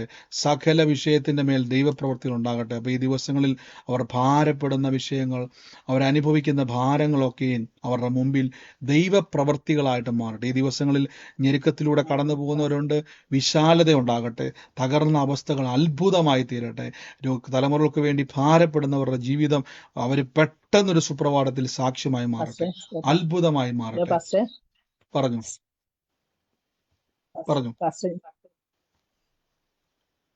കേൾക്കുന്നുണ്ട്, പറഞ്ഞു. പറയാൻ വേണ്ടിയാണോ? ഉം 1988 ജനിച്ച എന്റെ മകനാ ബ്രദറെ. അത് ജൂൺ 12 ഒരു ഡേറ്റും പറഞ്ഞായിരുന്നു. ജൂൺ 12 എന്റെ ബർത്ത്ഡേ ആണ്. പിന്നെ അവന്റെ സർട്ടിഫിക്കറ്റിന്റെ കാര്യത്തെ കുറിച്ച് എനിക്ക് അത്ര അറിയത്തില്ല. ജൂൺ 12 പിന്നെ ഒരു ഡയറിയുടെ കാര്യം പറഞ്ഞു. 2019 ഡയറി. ആ ഡയറിയിൽ ഞാൻ ആദ്യത്തെ കുറെ പേജുകൾ മാത്രമേ എഴുതിയിട്ടുള്ളൂ. അത് അങ്ങനെ തന്നെ എന്റെ കയ്യിൽ ഇരിപ്പുണ്ട് ബ്രദർ. 2019 അല്ലേ സിസ്റ്ററെ? അതേപോലെ തന്നെ പേജുകൾ ആദ്യത്തെ കുറച്ച് പേജിൽ മാത്രമേ എഴുതിയിട്ടുള്ളൂ, കംപ്ലീറ്റ് ചെയ്തിട്ടില്ലല്ലോ. കംപ്ലീറ്റ് ചെയ്തില്ല. ആദ്യത്തെ കുറച്ച് പേജസ് മാത്രമേ എഴുതുള്ളൂ. ദൈവവചനങ്ങൾ എഴുതി വെച്ചിരിക്കുന്ന മെസ്സേജസ് അല്ല. കർത്താവ് അത് കണ്ടു കേട്ടോ. അത് കൈവച്ച് യേശുവിന്റെ നാമത്തിൽ അതിന്റെ മേൽ ദൈവ സാക്ഷ്യമാക്കി മാറ്റാൻ വേണ്ടി പോകുന്നു. അത്ഭുതമാക്കി മാറ്റാൻ വേണ്ടി പോകുന്നു. അനുഗ്രഹിച്ചെന്ന് പ്രാർത്ഥിക്കുന്നപ്പ യേശുവിന്റെ നാമത്തിൽ തന്നെ. ഹാലലൂയ. നന്ദി കർത്താവേ. ദൈവപ്രവർത്തികൾ ഒന്നൊന്നായി വെളിപ്പെട്ടുകൊണ്ടിരിക്കുകയാണ് ഓരോ വ്യക്തികളുടെ മേൽ. ആ വിഷയങ്ങളുടെ മേൽ ദൈവികമായ പ്രവൃത്തികളെ കർത്താവ് അങ്ങ് ചെയ്യുന്നല്ലോ അപ്പ. നന്ദി കർത്താവേ. നന്ദി യേശുവേ. അങ്ങ് തൊട്ട് ഓരോ വ്യക്തികളുടെ മേലും അങ്ങ് വിടുതലുകളെ കൽപ്പിക്കുന്ന കൃപയ്ക്ക് തന്നെ. അപ്പൊ ഈ ദിവസങ്ങളിൽ മറക്കരുത്, കണ്ണാടി നോക്കുന്നത് പോലെ. അപ്പൊ വചനത്തിന്റെ ഒത്തിരി പ്രത്യേകത നമ്മൾ കേട്ട്, വാള് പോലെയാണ്, തീ പോലെയാണ്, ഇരുവായ്ത്തലയുള്ള വാളാണ്, ജീവനും ഉള്ളതാണ്. അപ്പൊ അതിന്റെ കൂട്ടത്തിൽ അടുത്ത വാക്യത്തിൽ പറയുന്നത് കണ്ണാടി പോലെയാണ് വചനം. ഇതിലെഴുതപ്പെട്ടിരിക്കുന്നതാണ് ഞാൻ, ഇതിലെഴുതപ്പെട്ടിരിക്കുന്നതാണ് എൻ്റെ ജീവിതം, ഇതാണ് ഞാൻ, ഇതാണ് എൻ്റെ ജീവിതം എന്ന് പ്രഖ്യാപിക്കുക. അതേപോലെ തന്നെ അങ്ങനെയാണ് നിങ്ങൾ. ആമേൻ. ദൈവം നിങ്ങളെ അനുഗ്രഹിക്കട്ടെ. നമുക്ക് ഈ സമയത്ത് ആർക്കെങ്കിലും ദൈവിക ആലോചന ഇടപെട്ടവരുണ്ടെങ്കിൽ, സാക്ഷ്യമുള്ളവരുണ്ടെങ്കിൽ പറയാനുള്ള സമയമാണ്. അതിനു മുമ്പായിട്ട് ഞാൻ കർത്താവിൻ്റെ വേലയിൽ വിതച്ചവരെ ബ്ലസ് ചെയ്ത് പ്രാർത്ഥിക്കുന്നു. വിതയ്ക്കുന്നവൻ കൊയ്യും എന്ന വചനത്താൽ ഞാൻ ബ്ലസ് ചെയ്യുന്നു.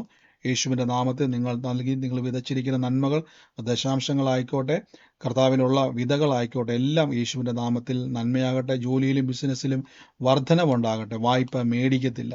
ഞെരുക്കത്തിനോ തകർച്ചയ്ക്കോ സ്ഥാനമില്ല. ഒന്നും പാഴായി, ഒരു നന്മ പോലും പാഴായി പോകത്തില്ല. വർധനവുണ്ടാകും യേശുവിൻ്റെ നാമത്തിൽ തന്നെ. ആമേൻ. കർത്താവ് അനുഗ്രഹിക്കട്ടെ. ഈ സമയത്ത് ആർക്കെങ്കിലും ഒരു സാക്ഷ്യം പറയുവാനുള്ളവരുണ്ടെങ്കിൽ, ചുരുക്കം പ്രാർത്ഥനാ വിഷയമല്ല, ആരെങ്കിലും ഉണ്ടെങ്കിൽ ചുരുക്കം വാക്കുകളിൽ വേഗത്തിൽ നിങ്ങളുടെ സാക്ഷ്യങ്ങളെ പറയുവാനുള്ള അവസരമാണ്. ദൈവകൃപയാൽ ദൈവിക ഇടപെട്ടവര് ആലോചന ഒരേപോലെ ഇടപെട്ടവരുണ്ടെങ്കിൽ നിങ്ങൾ ഒരാൾ പറയുമ്പോൾ മറ്റൊരാളെ ഏറ്റെടുത്താൽ മതി. ഉള്ളവരാരെങ്കിലും ഉണ്ടെങ്കിൽ പറഞ്ഞാട്ടെ. ഒരു കാര്യം ഇതിനിടയ്ക്ക് ഒന്ന് പറഞ്ഞോട്ടെ ബ്രദറെ. ഹലോ കേൾക്കാമോ ബ്രദർ? കേൾക്കാമോ? പറഞ്ഞു. ഹലോ, കേൾക്കുന്നുണ്ടോ? അത് എനിക്കൊരു അപേക്ഷയാണ്, എല്ലാവരോടും കൂടിയുള്ള അപേക്ഷയാണ്. ഇപ്പൊ ബ്രദർ നല്ലപോലെ പ്രാർത്ഥിച്ച് ബ്ലസ് ചെയ്ത് വരുന്ന സമയത്താണ് ഒരു 10 മിനിറ്റ് മുമ്പ് പറഞ്ഞ കാര്യത്തെക്കുറിച്ച് ഒരു സഹോദരി ഇടയിൽ കയറി പറയുന്നത്. അപ്പൊ ദയവ് ചെയ്ത് ഇങ്ങനെ ആരും ആവർത്തിക്കരുതെന്നൊരു അപേക്ഷയാണ്. കാര്യം ബ്രദർ ഒരു പ്രാവശ്യം ഇതിൽ പറഞ്ഞതാ, ഇങ്ങനെ മറ്റുള്ളവർക്കും കൂടി ഉള്ള ഒരു പ്രവചന ആലോചനകൾ വരുന്ന സമയത്ത് നമ്മൾ ആലോചന ഏറ്റെടുത്ത് നടത്തുന്നതിന് അത് പിന്നീട് പറഞ്ഞാൽ മതി. അതായിരിക്കും ബെറ്റർ. ഒരു അപേക്ഷയാണ് എല്ലാവരും. ഓക്കെ, ടോംസൺ പറഞ്ഞത് തന്നെ. അടുത്ത പ്രാവശ്യം പോലെ നമ്മൾ കംപ്ലീറ്റ് മ്യൂട്ട് ചെയ്തതിന് ശേഷം, ഇനി മുതൽ അങ്ങനെയാണ്. ഇപ്പോൾ അന്യഭാഷ നമ്മൾ ചെയ്യുന്നത് പോലെ തന്നെ ഇനി മ്യൂട്ട് ചെയ്ത് പറയുകയാണ്. അപ്പോൾ അതിന് ശേഷം നിങ്ങളുമായിട്ട് ബന്ധപ്പെട്ടവരെങ്കിൽ നിങ്ങൾ ഹാൻഡ് റേസ് ചെയ്യുകയോ അല്ലെങ്കിൽ നിങ്ങൾ ടൈപ്പ് ചെയ്യുകയോ ചെയ്താൽ മതി. എന്തെങ്കിലും ടൈപ്പ് ചെയ്താൽ മതി നിങ്ങളുടെ ആണെങ്കിൽ ആലോചന ഏതാണെന്നുള്ളത്. അതാ കുറച്ച് നല്ല കാര്യം. വെച്ചാൽ നമുക്കത് മുന്നോട്ട് പോകാൻ പലപ്പോഴും കഴിയാതെ നമ്മൾ ചിലപ്പം നമ്മുടെ മ്യൂട്ടൊക്കെ മാറ്റാൻ പറ്റാത്തതിൻ്റെ അവസ്ഥയൊക്കെ ആയിരിക്കാം, അല്ലെങ്കിൽ ഏതെങ്കിലുമൊക്കെ രീതിയിലായിരിക്കാം. അതാകുമ്പോൾ കുറച്ചുകൂടി നമുക്ക് മുന്നോട്ട് പോകാൻ കഴിയും. ഡിസ്ട്രാക്ഷനുകളിൽ നിന്ന് നമുക്ക് എന്ത് ചെയ്യാൻ പറ്റും? ദൈവിക ആലോചനയിലേക്ക് പ്രവേശിക്കാൻ കഴിയും. കർത്താവ് അനുഗ്രഹിക്കട്ടെ. God bless U. മറ്റാരെങ്കിലും ഉണ്ടെങ്കിൽ, സാക്ഷ്യമുള്ളവരുണ്ടെങ്കിൽ പറഞ്ഞു. ഇപ്പൊ എന്ന് പറഞ്ഞൊരു പറഞ്ഞില്ലായിരുന്നോ? അപ്പൊ അത് ഞാൻ 2 ദിവസം മുമ്പ് ഞാനൊരു കുടുംബത്തിലെ ഒരു സിസ്റ്റർ, ഹസ്ബൻഡ് മരിച്ചുപോയ കാര്യം ഞാൻ പറഞ്ഞില്ലേ, ആ സിസ്റ്റർ മോനാണ് സോബിൻ. അവന് വേണ്ടി പ്രത്യേകം പ്രാർത്ഥിച്ചോണം. ദൈവം അവൻ്റെ ജീവിതത്തിൽ ദൈവികമായൊരു സ്വസ്ഥത കൊടുക്കും. അവൻ്റെ ഉള്ളിൽ നിന്നും കർത്താവ് ചിലതിനെ മാറ്റി ആ കുടുംബത്തെ അനുഗ്രഹിക്കാൻ വേണ്ടിയാണ് പ്ലാൻ. അവർക്ക് വേണ്ടി പ്രത്യേകം പ്രാർത്ഥിച്ചോണം. കർത്താവ് ഒരു സ്വസ്ഥത കൊടുക്കും കേട്ടോ.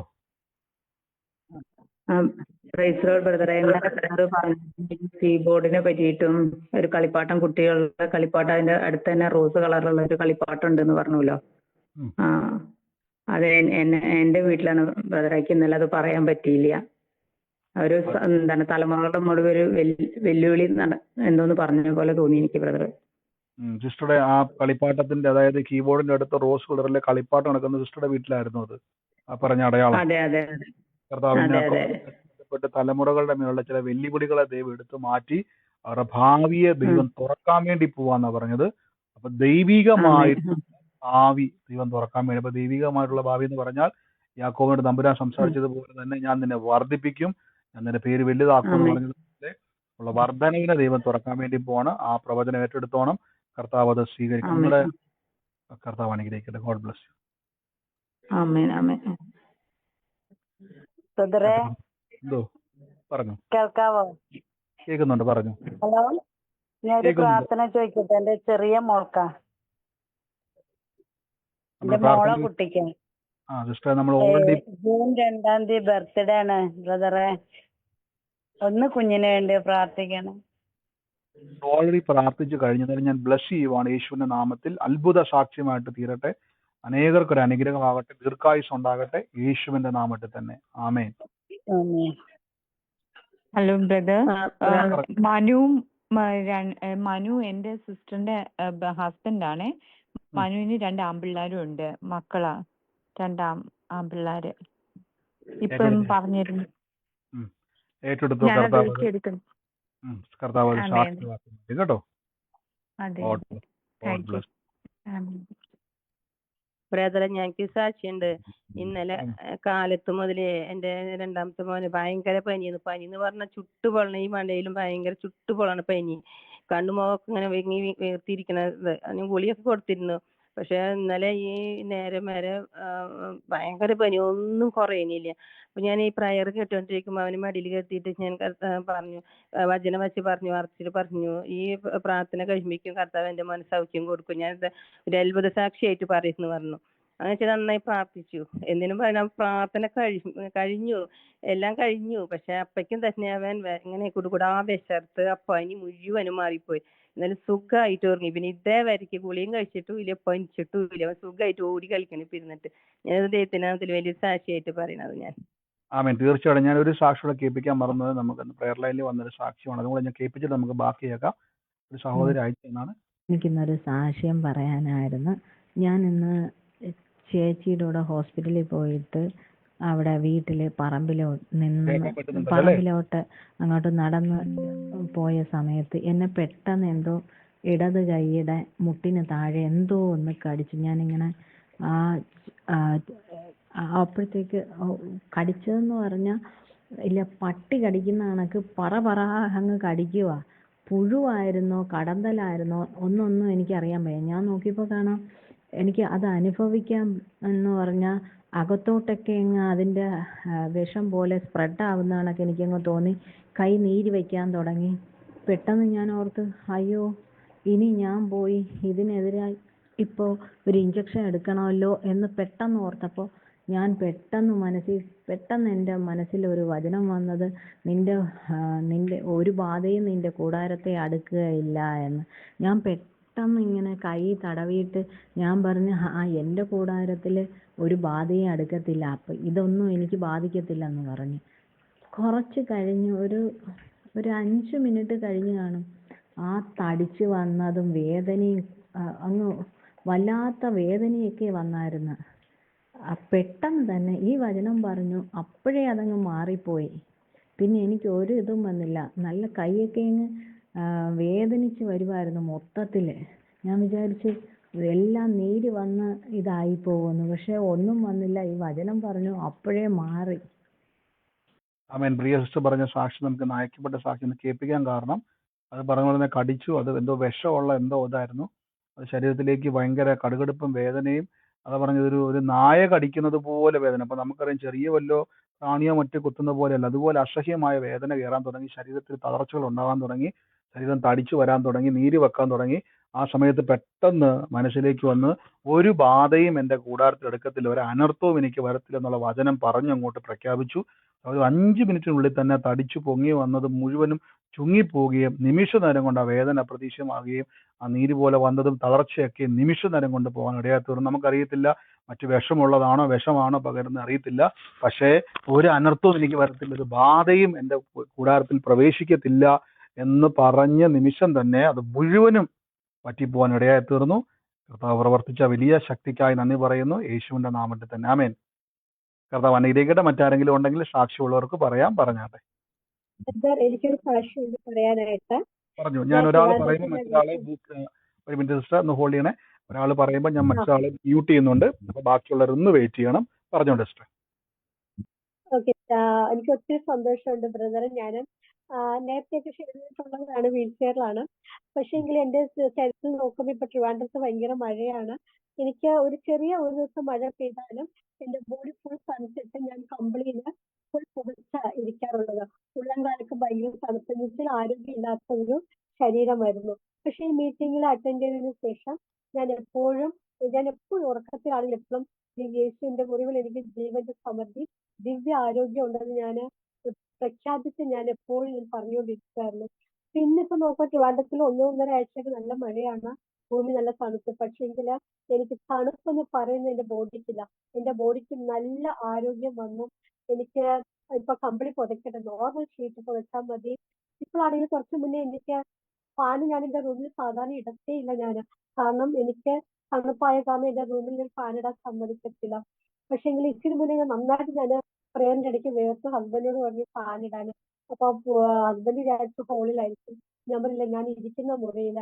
ഇപ്പോഴേ അതിശയിച്ച് ഇങ്ങനെ നോക്കുന്നു. കാരണം ഈ മഴ സമയത്തൊന്നും ഞാൻ ഫാൻ ഇടത്തേ ഇല്ല. അത്രമാത്രം ദൈവം എന്റെ ജീവിതത്തില് ഒത്തിരി എന്റെ ശരീരത്തിൽ ആരോഗ്യവും ബലവും ഒക്കെ ദൈവം തന്നു. തണുപ്പത് യേശുവിനില്ല. ഞാനിപ്പോ പ്രാർത്ഥിക്കുന്നത്, ഞാന് എണീറ്റ് നടന്ന് ഭൂമിയുടെ അറ്റത്തോളം ഞാൻ പോയിട്ട് യേശുവിന്റെ ഒരു സാക്ഷിയെ തീർക്കുക തന്നെ ചെയ്യുമെന്ന് ഞാൻ പൂർണ്ണമായിട്ട് വിശ്വസിക്കുന്നു ബ്രദർ. Thank you. ആമേൻ. തീർച്ചയായിട്ടും പ്രൈസ് പറഞ്ഞു നടക്കും സിസ്റ്റർ. ഇനി പറഞ്ഞോണം, ഞാൻ നടക്കും. ഞാൻ ബൈബിളിൽ പറഞ്ഞ പോലെ അപ്പോസ്തല പ്രവൃത്തി 3-ാം അധ്യായം എപ്പോഴും പറഞ്ഞു, ആ മനുഷ്യൻ തുള്ളിയും ചാടിയും ദൈവത്തെ ആരാധിച്ചു എന്ന് പറഞ്ഞു. ഞാൻ ഇന്ന് വീൽ ചെയർ നിന്നിട്ട് നടക്കും. ഇതൊരു തുടക്കമാണ്. പ്രിയസ് പറഞ്ഞു പറഞ്ഞാൽ മഴ വന്നാൽ പെട്ടെന്ന് തന്നെ കുളിരും തണുപ്പും ഒക്കെ വരുന്ന ഒരു അവസ്ഥയായിരുന്നു. പനി പെട്ടെന്ന് പിടിക്കുന്ന ഒരു അവസ്ഥയായിരുന്നു. കർത്താവിന്റെ മുറിവിനാൽ എനിക്ക് സൗഖ്യമുണ്ടെന്നും ആരോഗ്യമുണ്ടെന്നും വിളിച്ചു പറയുവാൻ തുടങ്ങിയ നിമിഷം മുതൽ പറഞ്ഞ പോലെ ഇത്രയും മഴ വന്നിട്ടും സാധാരണ പെട്ടെന്ന് ബുദ്ധിമുട്ടുന്ന ആളാണ്. ഒന്നും വേശുന്നില്ല. കർത്താവ് ആരോഗ്യം അകത്ത് വർദ്ധിപ്പിക്കാൻ തുടങ്ങി. അങ്ങനെയാണ് സിസ്റ്ററെ അതേ വചനം പറഞ്ഞു പ്രാർത്ഥിച്ചോണം. കർത്താവിന്റെ നാമത്തിൽ ഞാൻ എണീറ്റ് നടക്കും. എന്നിട്ട് അവിടെ ഇരുന്ന് പറയുകയും കൈകളെ ചലിപ്പിക്കുവാൻ തുടങ്ങുകയും ചെയ്തുകൊണ്ടിരിക്കുക. അതിന്റെ മേൽ ബലം വ്യാപരിക്കും. അപ്പോസ്തല പ്രവൃത്തി പൗലോസ്ലീഹ പറഞ്ഞ പോലെ കാലൂന്നി എണീക്കാന്ന് പറഞ്ഞപ്പോൾ ആ നരിയാണി ഉറച്ചതുപോലെ കർത്താവ് അതിനെ ഉറപ്പിക്കും. വചനം അതിനെ ഉറപ്പിക്കും. സാക്ഷ്യമായിട്ട് മാറും. God bless you sister. ഇനിയും കർത്താവ് അത്ഭുതങ്ങളാൽ നിറയ്ക്കും. നമുക്ക് ട്രിവാൻഡ്രത്ത് സാക്ഷ്യമായിട്ട് തന്നെ കർത്താവ് കാണിക്കും, യേശുവിന്റെ നാമത്തിൽ തന്നെ. ആമേൻ. കർത്താവ് അനുഗ്രഹിക്കട്ടെ. എനിക്കൊരു കാര്യം. പറഞ്ഞോ. ഹലോ. കേൾക്കുന്നുണ്ട്, പറഞ്ഞു. ഞാൻ എൻ്റെ വീട് തിരുവനന്തപുരത്താണ്. അപ്പോൾ ഞാനിപ്പോൾ കുറേ വർഷം കൊണ്ട് വീട്ടിനകത്ത് ഒറ്റപ്പെട്ട ഒരവസ്ഥയാണ്. ഞാനിന്ന് ആദ്യമായിട്ടാണ് ഈ സൂമിലോട്ട് കയറിയത്. അപ്പോൾ ബ്രദറെ എനിക്ക് വേണ്ടി ഒന്ന് പ്രാർത്ഥിക്കണം. ഞാൻ ശരിക്കും പ്രാർത്ഥിക്കുന്നു, പക്ഷെ വീട്ടിനകത്ത് ശരിക്കും മടഞ്ഞു പോയ ഒരവസ്ഥയാണ്. ഒന്ന് പ്രാർത്ഥിക്കാമോ ബ്രദറെ? കർത്താവ്, ഞാനിന്ന് ബ്ലസ് ഓൾറെഡി പ്രാർത്ഥിച്ചു കഴിഞ്ഞു. ബ്രദറെങ്കിലും ഞാൻ ബ്ലസ് ചെയ്യുവാണ് യേശുവിന്റെ നാമത്തിൽ. പ്രിയമകന്റെ ഭാരം ദൈവം അറിയുന്നല്ലോ. ആ വീടിന്റെ അകത്ത് അടയപ്പെട്ട അവസ്ഥയിലും ഒറ്റപ്പെട്ട അവസ്ഥയിലാണ്. എന്നാൽ കർത്താവ് ഞങ്ങൾക്ക് തുണ, ഞങ്ങൾ പേടിക്കുകയില്ല. മനുഷ്യൻ ഞങ്ങളോട് എന്തു ചെയ്യുമെന്ന വചനത്താൽ പ്രാർത്ഥിക്കുന്നു. കർത്താവ് ഈ ദിവസങ്ങളിൽ വലിയൊരു മനസ്സമാധാനം പ്രിയമകന്റെ ഉള്ളത്തിൽ കൊടുക്കട്ടെ. വലിയൊരു സമാധാനം ഉള്ളത്തിൽ നിറയട്ടെ. ഈ ദിവസങ്ങളിൽ ഞങ്ങൾ കേൾക്കുമ്പോൾ കർത്താവിന്റെ സമാധാനവും ഉള്ളത്തിൽ നിറഞ്ഞ് കർത്താവിനാലുള്ള എല്ലാ വഴികളും തുറന്നു വരട്ടെ. ഞാൻ അനുഗ്രഹിച്ചെന്ന് പ്രാർത്ഥിക്കുന്നു. വലിയ നന്മകളാൽ കർത്താവ് അങ്ങ് നിറയ്ക്കുന്നല്ലോ. യേശുവിന്റെ നാമത്തിൽ ഞാൻ ബ്ലസ് ചെയ്യുന്നപ്പ നന്മയായി കർത്താവ് അത് മാറ്റുന്നതിന് നന്ദി പറയുന്നപ്പ സാക്ഷ്യമാക്കി കർത്താവ് തീർക്കട്ടെ. അനുഗ്രഹിച്ചു പ്രാർത്ഥിക്കുന്നു യേശുവിന്റെ നാമത്തിൽ തന്നെ. വളരെ കർത്താവ് സാക്ഷ്യമാക്കി മാറ്റും കേട്ടോ. സൈമൺ എന്നുള്ളൊരു പേര് കുറിച്ച് വെച്ചാണ്. ദൈവ ആ വ്യക്തി മുഖാന്തരം നിങ്ങളുടെ ജീവിതത്തിന്റെ അകത്തൊരു വാതിൽ തുറക്കും കേട്ടോ. ഓക്കെ. God bless U. മറ്റാരെങ്കിലും ഉണ്ടോ? പറഞ്ഞോ. ബ്രദറെ, എനിക്കൊരു ജോലിയുടെ പ്രാർത്ഥിച്ചിട്ടുണ്ടായിരുന്നു. അപ്പൊ ഒരു ജോലി ശരിയായി. പക്ഷെ എനിക്കൊരു എക്സാം ഉണ്ട്. അതിന്റെ ഡേറ്റ് വന്നിട്ട് ഓഗസ്റ്റ് 7-നാണ്. അപ്പൊ എനിക്ക് ആകെ ടെൻഷനായി പോയി. എങ്ങനെ ഞാൻ ക്ലാസ്സിന് പോകുമ്പോൾ എങ്ങനെ പഠിക്കാം, ഒത്തിരി കാര്യങ്ങൾ പഠിക്കാനുണ്ടല്ലോ, ഭാരപ്പെട്ടിരുന്നു. ഇന്ന് രാവിലെ ഞാൻ വർഗീസ് ബ്രദറിനെ വിളിച്ചപ്പോൾ ബ്രദർ എന്നെ വചനത്തിലൂടെ കുറെ കാര്യങ്ങൾ എന്നോട് സംസാരിച്ച് വചനം കുറെ പറഞ്ഞു. അതെല്ലാം ഞാൻ നോട്ട് ചെയ്ത് വെച്ച് അത് ക്ലെയിം ചെയ്ത് പ്രാർത്ഥിച്ചിട്ടാണ് ഇന്ന് സ്കൂളിലേക്ക് ടീച്ചർ വിളിച്ചിട്ടുണ്ടായിരുന്നു. അവിടെ ചെന്ന് പറഞ്ഞപ്പോൾ ഹാഫ് ഡേ മാത്രം വന്നാൽ മതി, അതായത് ഉച്ച വരെ വന്നാൽ മതി, 3 ദിവസം വന്നാൽ മതി എന്ന് പറഞ്ഞിട്ട്. അപ്പോൾ എനിക്ക് പഠിക്കാൻ ഉള്ളൊരു സൗകര്യം കൂടി ആയി. കാരണം അതൊരു വലിയൊരു ദൈവത്തിന്റെ പ്രവൃത്തിയായിട്ട് ഞാൻ കാണുന്നു. കാരണം എനിക്കത് ഞാൻ പ്രാർത്ഥിച്ച് വാങ്ങിയത് ഒരു ചാൻസ് എനിക്ക് തരണേ കർത്താവ് പരീക്ഷ എഴുതാനായിട്ടെന്നുള്ള ലാസ്റ്റ് ചാൻസ് ആണ് എൻ്റെ. അപ്പോൾ രണ്ടും കൂടെ എനിക്ക് കൊണ്ടുപോകാനുള്ളൊരു കൃപ ദൈവം തന്നു. അതിനാ നന്ദി പറയുന്നു. തീർച്ചയായിട്ടും കർത്താവ് കൊടുത്ത ആ സാവകാശത്തിന് നന്ദി, ദൈവം കൊടുത്ത വിശാലതയ്ക്ക് നന്ദി. ഇനിയും പറഞ്ഞോണം, ഞാൻ കർത്താവിന്റെ സാക്ഷിയായിത്തീരും, അനേകർക്കൊരു അതിശയമായിത്തീരും, ഞാനൊരു അത്ഭുതമായി തീരും എന്ന് തന്നെ പറഞ്ഞോണം. കർത്താവ് അതിന്റെ മേൽ ജയകരമായ മാറ്റത്തെ തരും കേട്ടോ. God bless you sister. യേശുവിന്റെ നാമത്തിൽ തന്നെ. ആമേൻ. ഹലോ പാസ്റ്റർ, പറഞ്ഞോ. എനിക്കൊരു സാക്ഷിയുണ്ട്. എൻ്റെ ചേച്ചിയുടെ മോന്റെ പേര് മനു എന്നാണ്. അവനൊരു മൂത്ത സഹോദരനുണ്ട്. അവര് വിവാഹം കഴിഞ്ഞു. ആ ഫാമിലി വലിയ പ്രോബ്ലം പ്രോബ്ലത്തിലാണ്, ഡൈവേഴ്സിന്റെ വക്ക് പോലെ ആയി. പക്ഷേ ഇപ്പോഴ് പിരിഞ്ഞാണ് ഇരിക്കുന്നത്. ആ ചേച്ചിയുടെ കുടുംബത്തിൽ ഒരു വലിയ നന്മ ദൈവം കൊടുക്കണം. മക്കളില്ല, അവർക്ക് മക്കളുണ്ടാവണം. അതിനുവേണ്ടി പ്രാർത്ഥനയും ചോദിക്കും. തീർച്ചയായിട്ടും സഹോദരി അത് ഏറ്റെടുത്തോണം. കർത്താവ് അത് സാക്ഷ്യമായിട്ട് മാറ്റും. എല്ലാ ദിവസവും പറഞ്ഞോണം, കർത്താവ് ഇന്ന് ആ കുടുംബത്തിന്റെ മേൽ ഞങ്ങൾ അതിശയിക്കുന്ന രീതിയിൽ ദൈവത്താൽ അത്ഭുതകരമായ മാറ്റം ഞങ്ങൾ ആ കുടുംബത്തിൽ കാണും. ഞങ്ങൾ ആ സാക്ഷ്യമായിട്ട് തന്നെ ഞങ്ങളത് കാണുമെന്ന് പറഞ്ഞോണം. കർത്താവ് വലിയ പ്രവൃത്തി അത് നടക്കും കേട്ടോ. യേശുവിന്റെ നാമത്തിൽ അതെ. സാക്ഷ്യമായിട്ട് തന്നെ മാറും. ഓ, God bless you. ആമേൻ. ആമേൻ. കർത്താവ് അനുഗ്രഹിക്കട്ടെ.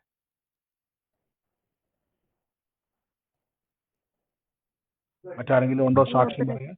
പറഞ്ഞു ബ്രദർ ഹലോ, എനിക്ക് പറഞ്ഞു സാക്ഷ്യം പറയാം. ഹലോ പറഞ്ഞു ബ്രദർ. കേൾക്കുന്നുണ്ട്, പറഞ്ഞു.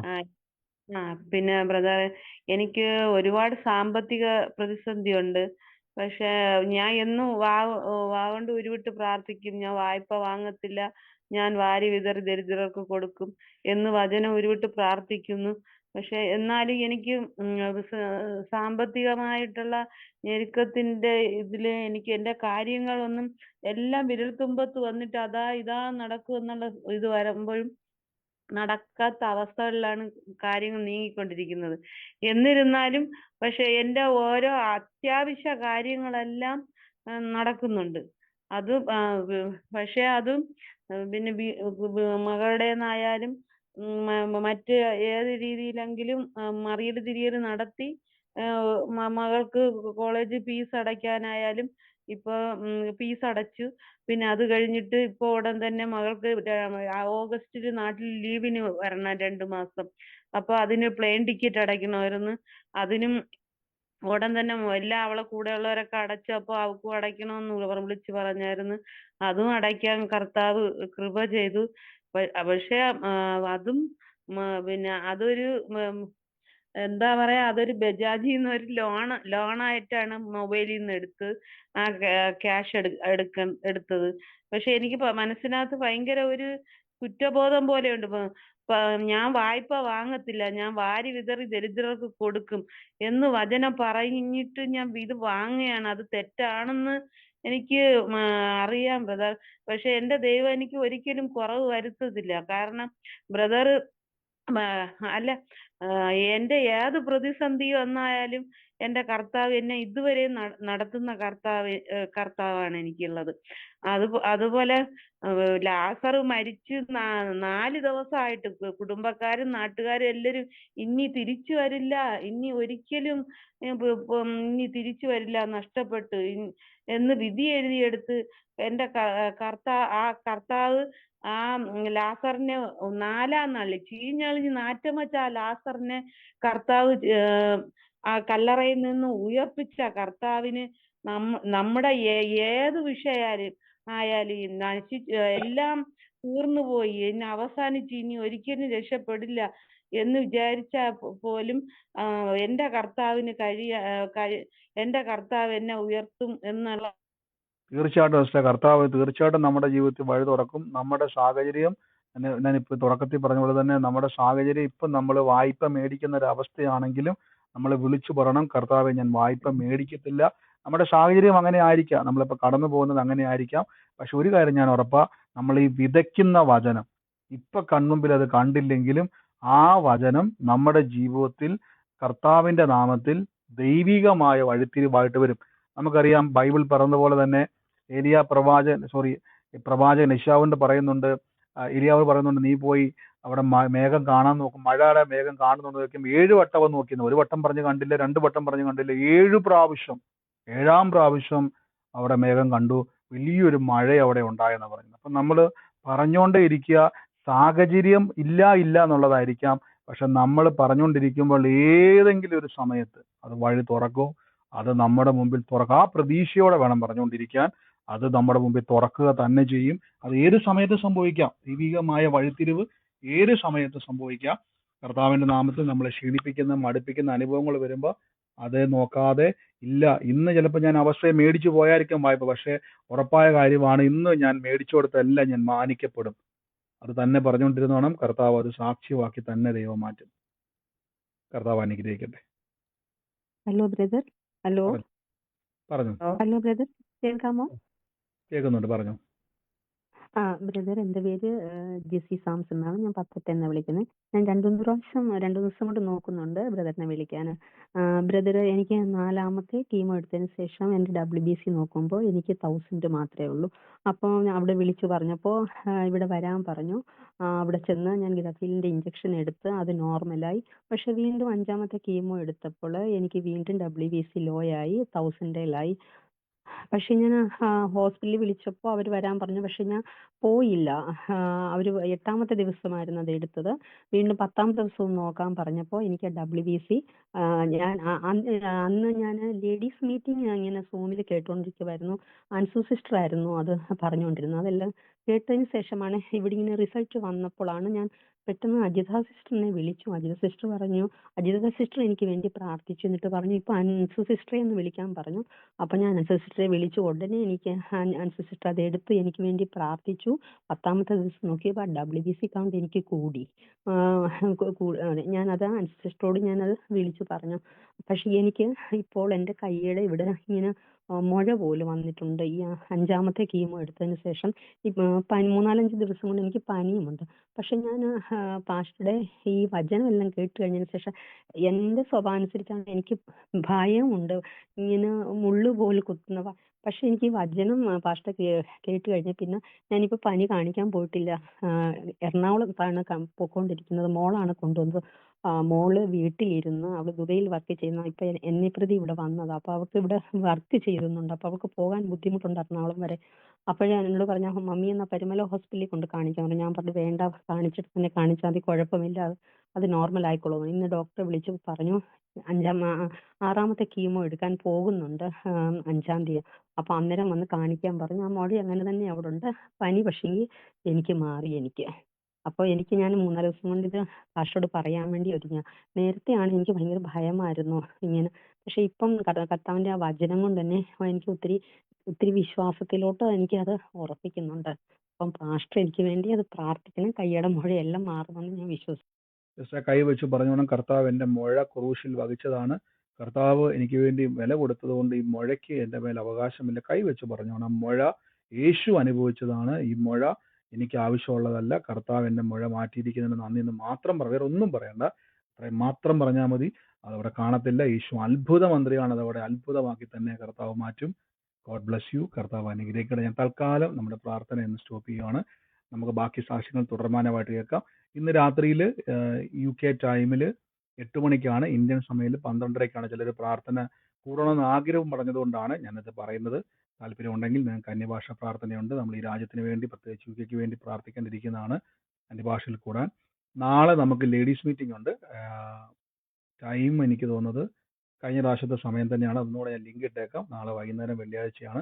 അതിൻ്റെ ലിങ്കും ഇട്ടേക്കാം. നാളെ നമുക്ക് പ്രാർത്ഥനയിൽ പങ്കുചേരാം. ഞാൻ രണ്ടിൻ്റെയും, ഇന്നത്തെ വൈകിട്ടത്തെ പ്രാർത്ഥനയും നാളത്തെ പ്രാർത്ഥനയും ലിങ്ക് ഇട്ടേക്കാം. കർത്താവ് അനുഗ്രഹിക്കട്ടെ. നമുക്ക് ഒരുമിച്ച് വിശ്വാസ പ്രഖ്യാപനങ്ങളെ ഏറ്റുപറഞ്ഞ് പ്രാർത്ഥിക്കും. എല്ലാവരും ഉള്ളപ്പോൾ പറയണ്ടായിരുന്നു, ഞാനത് മറന്നുപോയി. സ്വർഗത്തിലെ ദൈവം നിങ്ങളെ സഹായിക്കുമാറാകട്ടെ. പരിശുദ്ധാത്മാവിൻ്റെ വലിയ പ്രവൃത്തി അനുഭവിക്കുവാൻ ദൈവം ഓരോരുത്തരെയും ശക്തീകരിക്കട്ടെ. നമുക്ക് ഒരുമിച്ച് ദൈവസന്നിധിയിൽ വിശ്വാസ പ്രഖ്യാപനങ്ങളെ